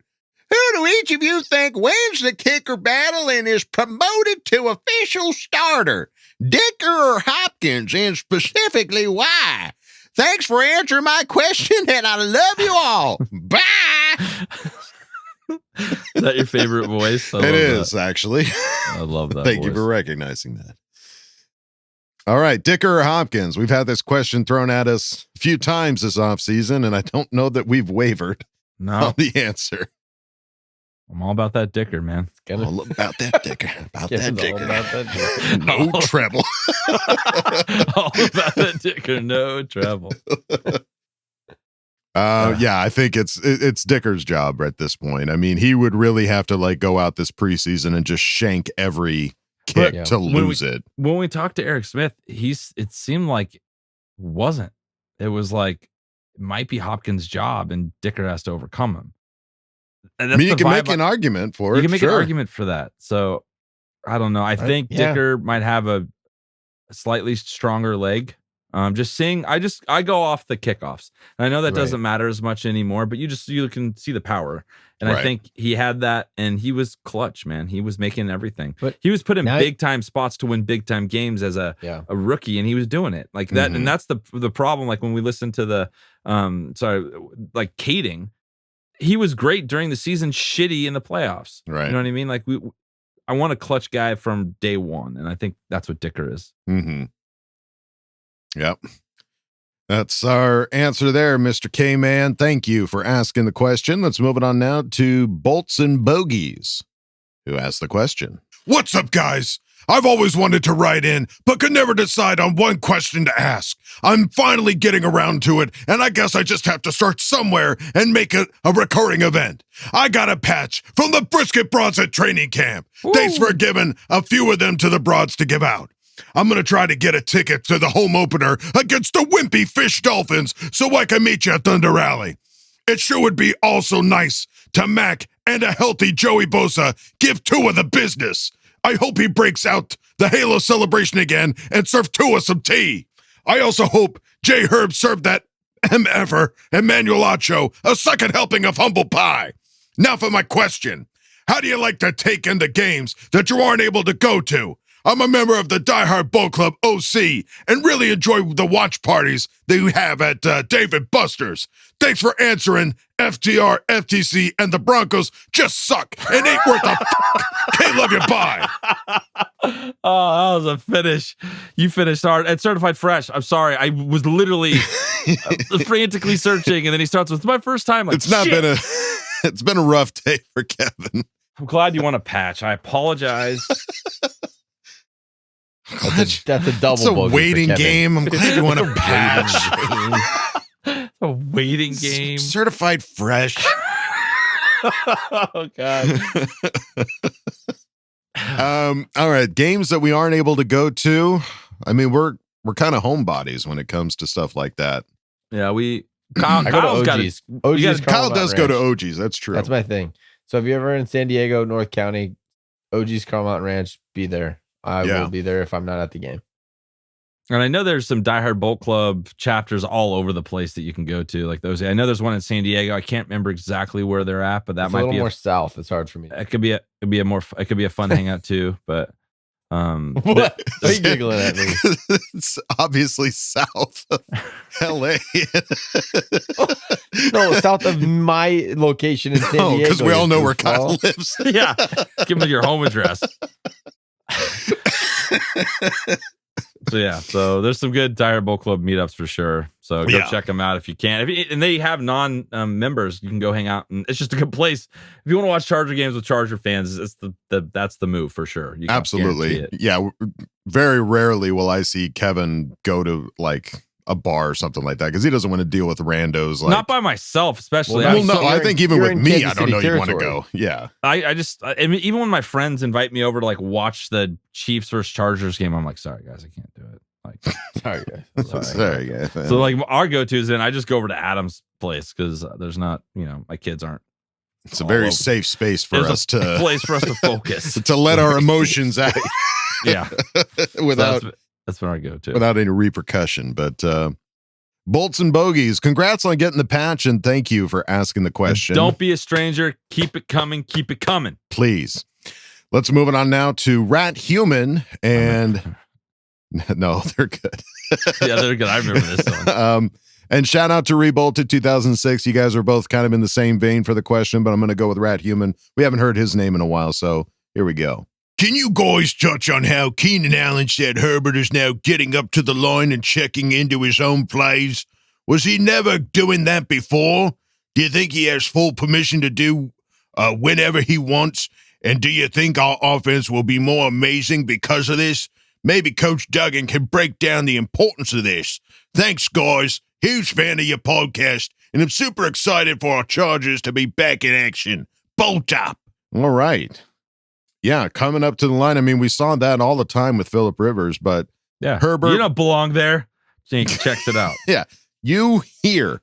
But now we're seeing Herbert, or at least Keenan Allen is saying Herbert's coming up to the line and checking into his own plays. So, I don't know that he was necessarily doing that before. We might have seen like a couple of instances of that, but not like on a consistent basis. Like Phil felt like he did it almost every play. Every play. Yeah, I don't think there was a playbook. I think he just got up the line and started all up here. Yeah. But what do you think, Kyle, as far as like the importance of a quarterback being able to come up and do that, to being able to see that and check into his own plays? Yeah, I think I don't know. I'm trying to think through like the big time, like what it will support in the long run for our offense being way better. Obviously, if you can see the coverage, a lot of it is checking. Now, I don't know for sure. I never played quarterback in the NFL, but what I would assume is a lot of the checks are for protection. So when a quarterback walks up, he can see, like we heard with Phillip Rivers, like, JJ, you're not supposed to be there. You're going to be stunting inside, and someone's coming off the edge. So I'm going to check our protection to your side because we need help over there. So a lot of the time it's checking of protection. Which would be great if he could start doing more of that. Right now, if it's all on Corey Lindsey, that's a tough thing. But if you can see a specific matchup that you like, or you see a coverage that would benefit Quentin Johnston isolated outside with a corner, and you can check something that you really, really, really like. Unfortunately, a lot of the checks, it's going to be checking to a run, which isn't all that fun. They're showing something from a coverage standpoint that just doesn't match up with what you like, so you're going to run the ball. It feels like that's what our Charger checks have been here in recent years. It's not we're going to make some gigantic change that's going to turn into a touchdown. It's like, I don't like this look with the routes that we have going, so let's run the ball. Checking to the run, not that fun. That's our motto. Right, Charger checks your body can't cash. Am I right? All right. Well, Rat Human and Rebolted 2006, thank you guys for asking the question. Let's move it on now to Swipe of Visuals, who asked the question. Hi, y'all. Hopefully the coach is here for this. For Coach, what do you like coaching more, the offense or the defense? For the other legends, what is your favorite part about making this podcast? All right, gotta go prepare for college some more. K, love you, boy, and the Raiders, Chiefs, and Broncos. He really went for it. He was really hoping Coach would be here today. Pushed his chips in on Coach being he's here. like, it's gonna be a good week. All right, Kyle, what did you like coaching more, the offense or the defense? I like defense a lot better. From an offensive standpoint, you have an offense and that's what you're going to run. I felt like it was fun, especially at the high school level. There'd be weeks where we'd come out in a totally different defense based on what the offense was running. So it allowed me the opportunity to be strategic in catching them off guard, where it's like when we played another team and they showed up, I knew what they were going to run. We had film on them. I was able to scout it. I could find tendencies and take advantage. When you're the defense, you can change everything. And then the offense shows up and they're like, oh, shoot, wait, we never saw this. What's going on? Whereas the opposite is not always the case. When a team has an offense, that's what they're going to run. And it's kind of stays within those dimensions. So I love coaching defense. I play defense. So I prefer defense, but I've had a couple of years. Right now I'm coaching my son's flag offense. Totally different world. Your options have been limited to about 4 plays. Hey, I can run sweep right, sweep left, and those 2 of the 4 plays. And Hail Mary. Yeah, when you're working with 5, 6, and 7-year-olds, you don't have a whole big opportunity. So, but yeah, I like the defense more. Love that. All right, and Kev, what's your favorite part about making this podcast? It's Ask Boltfam, where you make us laugh. Yeah, pretty fun. You're sick. It's hard for me to go to bed because we do this last, and it's midnight here, and I know our blood is pumping by the end of this, and my kids are always wondering why I'm kind of grumpy on Tuesdays. It's because I stayed up till like 5 a.m. because my energy is still like crazy. Yeah, being able to laugh with you guys and everybody else that we have on this show, like the laughs, because it's more about having fun than it is about being right. Because Lord knows we're wrong a lot. Everyone is. Anyone that does a podcast is wrong a lot. Yeah. So being able to at least have some laughs, whether or not right or wrong, if we're laughing, that's a great show. That's a good time. So Swipe of Visuals, thank you for asking the question. Let's move on now to a Thirk Dare. Thayer. Who has a question? Wolf Dog, my baby! Question for my guys. Pick one. Chargers 11-1 against the AFC record, or 5-0 versus the NFC. I'm taking 11-1 AFC West champs, #1 seed in the AFC, baby. FTR 262 million man MVP Bolts Super Bowl champs, baby. Can't wait. Love you. Bye, baby. Athir's a real stream of conscious kind of tweeter. I love it so much. Just everything that comes to mind, he just types it out. I love it. I love him. All right. So what would you rather have? 11-1 against the AFC or 5-0 against the NFC? 11-1. Sorry. A yawn came out of nowhere. That stuck up on you. It's like you were trying to hold your smoke. Sorry.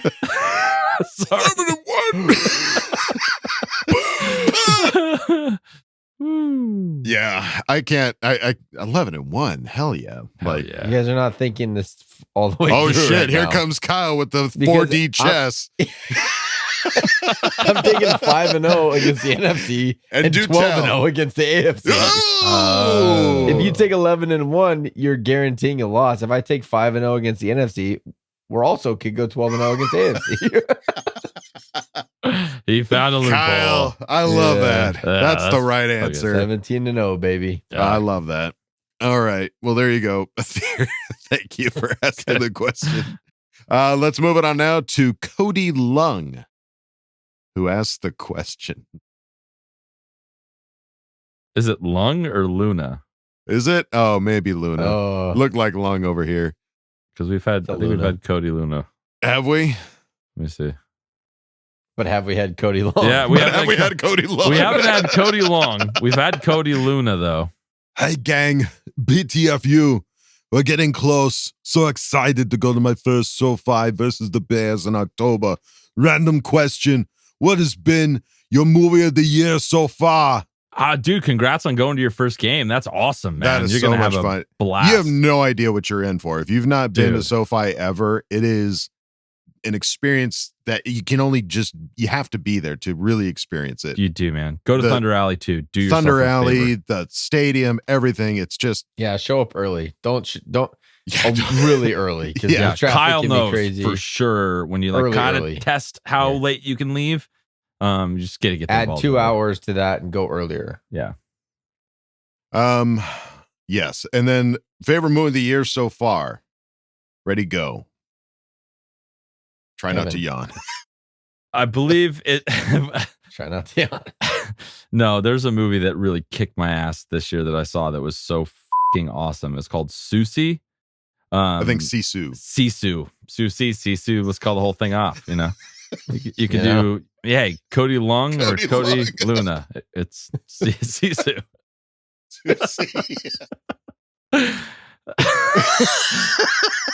Seesaw. Sisu. I would highly recommend you guys watch this movie. It is a badass. It's about this like Philip Rivers kind of character who's by himself mining for gold. He's just a man on his own. He didn't doing have his own 10 thing. kids. I don't know if I'd say it's a Philip Rivers. Well, why do you type gotta go kid? character. I'm just saying a badass that is like on his own, like, and he basically trying to take his gold home, and he runs into some Nazis. Yes, and shit goes down. It goes down And it hard. Yeah, was so much fun. So that was my favorite movie so far this year. Oppenheimer's close. We've watched a lot of movies this year, but I think that's right now still the top for me. Fair enough. Do you have any favorite movies of the year so far, Kyle? I don't get to watch movies. I don't That's watch just not a movies. part of my life. I watch films. I don't watch think movies. Maybe I've been to the movies to the movie theater like twice this year. What were they? And they weren't great. I don't remember. I don't know. Like the only one that I can't even remember was for Paxton's birthday. We saw Guardians of the Galaxy 3. Nice. And it was really good. So See, there I'm you just gonna go. You all got in on one. Guardians of the Galaxy, yeah. That's There you go. awesome. Nice. For me, it would be Spider-Man Across the Spider-Verse. I think that movie rocks so haven't seen that one freaking yet. hard. Except for the end, pissed me off. But up Listen, to then, it was awesome. Deal with it, buddy, because it No means that there's spoilers. another one coming. I'm dealing. So, all right. Well, there you go. Cody Luna. Luna, not Lung. I apologize. The G is silent. The G is silent. Cody Luna, I apologize. Thank you for asking the question. It's late, damn it. Let's move it on now to Tom Telesco's burner account, who asked the question. I'm very pleased with Coach Staley this offseason. He's more stern and focused on the right things, such as tackling and run defense. I like how him and Tom T went out and got guys like Kendricks and the Ranger to upgrade our linebacker room and committed some resources to the defensive tackle position. Staley still has a strong command and leadership over the team, even after all his rookie mistakes. There is a lot of good things about Staley, and I look for him to have a huge leap this year in coaching. The things I'm looking for him to avoid is his overcommitment to light boxes. Even with our added upgrades, in the middle teams will still take advantage of our light fronts if we don't address this. The league has caught up to this style of defense as they just run up the middle and do lots of short passes for longer but still successful drives. Also, I want to see the Ranger have a decent amount of snaps by week 4 to see what he's got. I think he will have a huge upgrade over K9. I'm not into PFF grades, but this one about K9 matched the eye test. Murray ranked dead last out of 80-plus linebackers last year against the run. We can't commit to personnel based on draft status as we did with Jerry Tillery the last few years. I think Staley is helping Herbert become a leader this year, and it showed when Herb broke down the huddle this week in training camp. That got me amped up and was exactly what I was looking for. Love the show, guys, and I'm stoked for football to be back. what is your guys' biggest takeaways from training camp so far? And what are you thinking we need to address personnel or scheme-wise before week 1? It's funny you said that thing about Staley. And if you look at how long Staley's been in the league, he only coached as a coordinator, as an assistant for 4 years. He's coming up on his 3rd year as a head coach. So he's almost a sexy baby. He's almost even with the amount of time that he was assistant. Your sexy baby voice is Coach Staley's My face. name That's is him. Coach Staley. Yeah. He's a sexy baby. And babies sexy learn little quickly. baby. Am I right, Kyle? They You know do. all about Yeah. the babies. More all done. Yeah. Stop. Food. Stop. Yeah. It's more all done. All right. And then biggest takeaways from training camp so far. And what do we need to address personnel or scheme-wise before week 1? Justin looks awesome. Not injured at all. Quentin Johnston's the fucking man. Those are good takeaways. JC Jackson and pads. Those are good takeaways. Yum. I like it. Yum. I think JC Jackson being out there at all was a shock to me. Yeah. And the fact that Asante Samuel right now is running with the 2s, that's like the big takeaway so far, is that Jaw Taylor. Jasier has taken over that nickel cornerback position. Mm-hmm. That's like an instant right off the bat kind of decision. That's pretty crazy. Big time. Yeah. Yeah. I for me, seeing JC come out there in any capacity, like seeing him come out there before some of the other guys that got injured last season, everybody thought JC Jackson's was the absolute worst as far as injuries go. And he's out there before a lot of the other guys, like before Jalen Guyton. And I'm not going to lie. Doesn't it look like they're kind of real bitch rehabbers? You know what I mean? It's kind of making them look bad. Kevin. I'm just saying. You rehab harder, you go home. Just saying. Just saying. Outside looking in. I'm not saying it. I'm just thinking it. And well, you just said it. And I said it. So there's that. I'm just saying he's making them all look bad. He had a devastating injury and he's back out on the field and those other guys aren't yet. Kevin. Just saying. Adam. Tom Telesco's burner count. Thank you for asking the question. Let's move it on now to Ambitious Visual 854. Certified Fresh. Who asked the question? Can the Chargers win the division?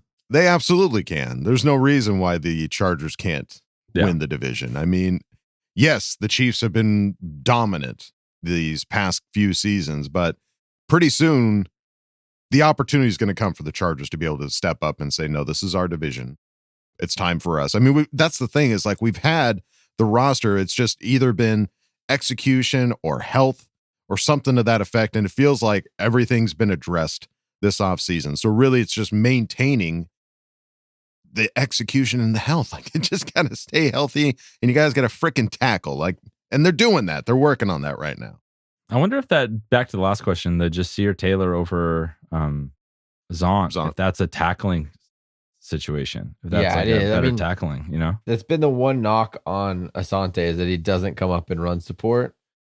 And he's a little bit more of a wild card. Yeah. Like he makes those big plays, those interceptions, but it's usually because he's using his instincts and not just doing what he's supposed to do. Got it. So we'll have to wait and see, but if you ask us, Ambitious Visual 854, the answer is yes. Yes. Thank you for asking the question. Let's move it on now to Boltville 714. Who asked the question? Hello, CC gang. Yes, it's me again, the Donald. Football is officially back, and I'm tremendously excited to see Kellen Moore make this offense great again. The people are absolutely loving training camp, and it has been incredible to watch all the highlights. I just wanted to come in here to nominate Patrick, BoltUp559, president of Die Hard Bowl Club Central Valley, for Fan of the Year. From one president to another, I can promise you, President Pat will represent us Charger fans with tremendous energy. The people love him. We're going to have to build a wall around him to protect him at all costs. And make the Raiders pay for it, am I right? And if any of those pirate hookers or haters try to mess with him, we're going to grab them by their jerseys, okay? That I can promise you. My question is, what's been your favorite part of training camp so far? And lastly, if you could, spread fake news around the league that would go viral on social media about the Chargers or other teams, what would you say? Thank you again for having me, CC Gang. Let's hope for a whole lot of H-bombs this season. Bolt up and stay frosty. Oh, wait, wrong channel. I meant to say, We're ready for any squad, any place. Okay, love you, bye. All right. Well, favorite part of training camp? I mean, we've kind of talked about it. Is there any other favorite parts that...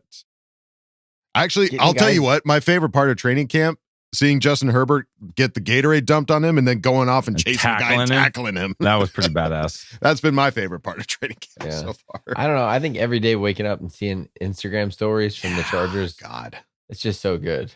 Dude, the fact, like, when we were putting the outline together for this episode, we had to leave stuff out. I'm usually like trying to just wring the shit out of whatever happened that week. And it's all changed now. It's a lot harder.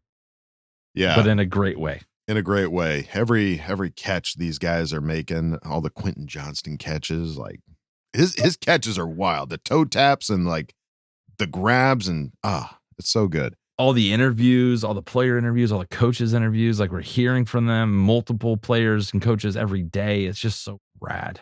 Everything's going our way. But as far as if we could spread fake news around the league that would go viral on social media about the Chargers or other teams, what would you say? What's fun fake news that you're trying to like get someone in trouble or like? Well, it could go either way because you could say something like, "Oh, what you got?" You could say like, "Oh, you know, some head coach for one of the AFC West teams, you know, kills puppies, you know, or something like that," and you'd be like, "Oh my God!" Like, yeah, like something like that. Or you could say something great about the Chargers, like Scott Matlock literally eats souls. So if you go up against him, prepare to die because Scott Matlock will legitimately kill you. And I have a fake rumor for you. Okay. Lombardi drives Coach Payton to work and back home every day. Yeah, just something he to needed make him that look job silly. so bad. Yeah, I like that. That's a good take. That's great. It just makes him look like a little stinky little He's baby. Like, what do you need? Like, You're gonna call all the plays. Coffee? Yes, sir. I'll drive you. Yes, sir. How do do you need, like sir? your Starbucks?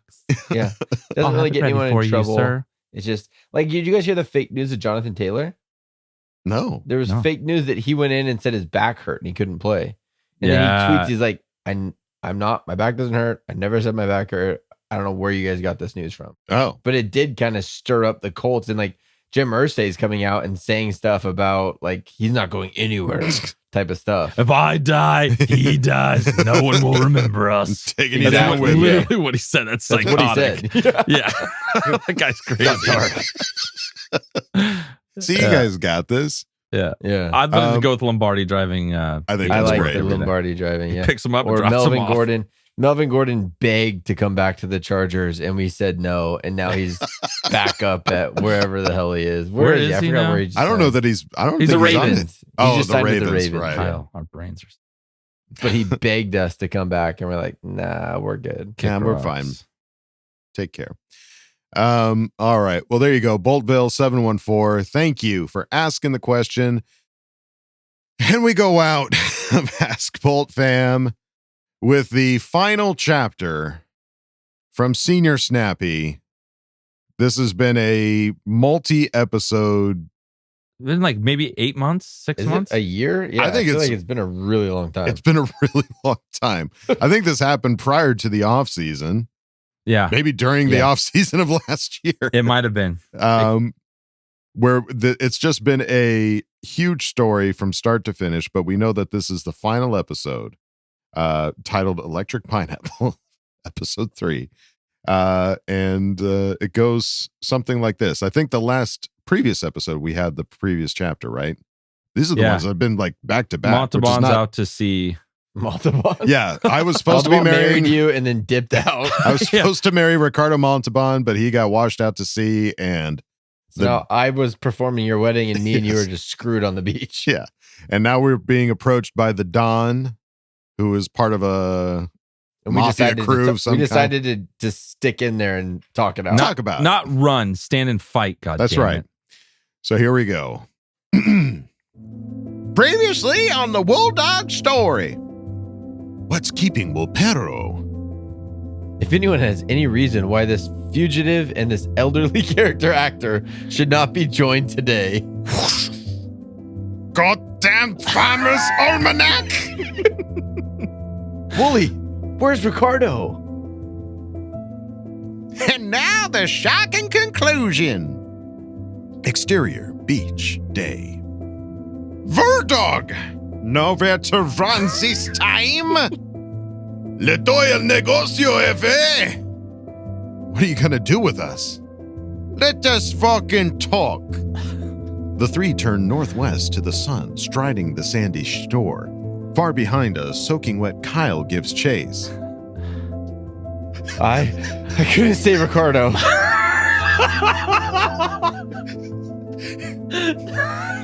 Wait! Come back! But first, my deepest of condolences. What a tragic loss. Saw it coming a Mexican mile away. Couldn't crawl. Couldn't stop the crawl. Just tell me what you want from me. The Don stops and turns to Wolldog. The tension is excruciating. Do the letters XEWW mean anything to you? It's the wrong way to spell shoe? No! That's not it! Wait, isn't XEWW the high-powered Class A radio station with the 77,000 watt daytime signal previously operated by John Lynch? It is the same! In its glory days, it was famously known as Almighty 690. We have seized control and will soon rule the air as Baja's hottest AM radio station. You didn't. I know that station. It totally sucks. Kyle! It's true. We are missing something. That secret salsa. The listeners crave El Wolpero. But what about Ricardo? Senor Ricardo was the boss of Radio Romantica Mexico. A bitterest rival, but still a pretty nice guy. He deceived me this whole time. I thought you were killers. Sadly, that fake-ass wedding is legally binding in Mexico. You're now Wolldog Baltaban with everything that entails. The car, the fabulous wardrobe, the condominium, the pool. Let me cut to the chase, as you say. Volpero must call play-by-play for the Los Angeles Chargers on Almighty 690 this season. Will you do it? In English? In Espanol, motherfucker! Cut to Wolldog, bedecked in an exquisite dinner jacket with brocaded lapels, lounges by a glistening pool, fanning his impressive beard. A young senorita sits at his feet, hanging on his every word. So that's pretty much it. That's a hell of a story, Senor Wolpero. Yeah, I kind of misread the script and everything just sort of, snowballed. What's a snowball, Senor Wolpero? Wolldog sure did stumble into fame and fortune once it finally caught up to him. Old Kyle went back to San Diego once he changed his undies, of course. The Duggan family never did pay no attention to the tale of Wolldog's adventures on the land when Kyle told it, except in his ever-loving big brother Kevin. That dude was always a true believer. El Don and his hombres all bit the big burrito in a fiery shootout with the Federales. Some other station picked up the Chargers games till it all went virtual reality and the war against the machines kicked off. Some say El Don was a decent man who got a raw deal. Others say, what did he expect? It's the Chargers, and it's Mexico. Fade to black. The end. That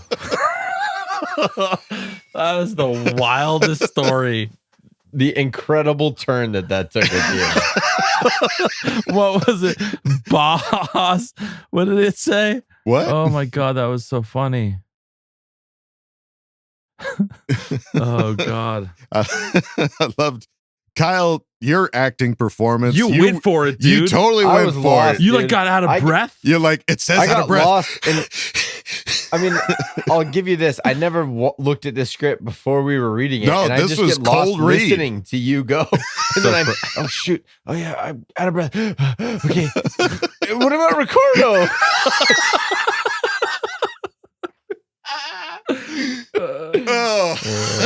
Kevin, you were looking for Baja's hottest AM radio station. That's what it was.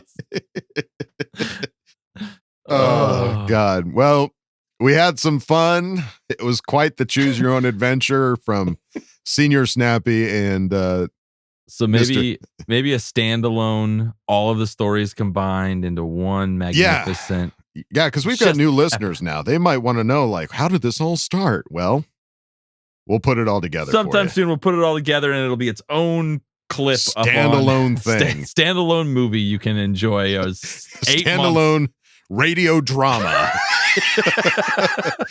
So, Senior Snappy, thank you for the story. So much fun. And thank you, everybody, for all the questions in Ask Boltfam. You guys rock. Love the stories. Love the questions. And we do it every week. And we'll see you guys all again next week. Are there any final thoughts there, gentlemen? I know it's the season's back when we do 2-hour+ episodes, guys. God, I'm sweating over here. I love it. Thank you, guys. Yes. All right. Well, that's going to do it for us here at Charger Chat, folks. Don't forget to bolt up because we're ready for any squad, any place. Okay, love you. Bye. Okay, love you. Bye. Okay, love you. Bye. Love you. Bye. Ricardo! And now, a word from our sponsors. Welcome to the Tuesday Evening News. News you can count on. The Charger Chat podcast has posted, which means news is about to drop any minute. Stay tuned for big news, guaranteed to drop every Tuesday evening after the Charger Chat podcast. Now let's go live to the man with his finger on the pulse of Charger news, Daniel Popper.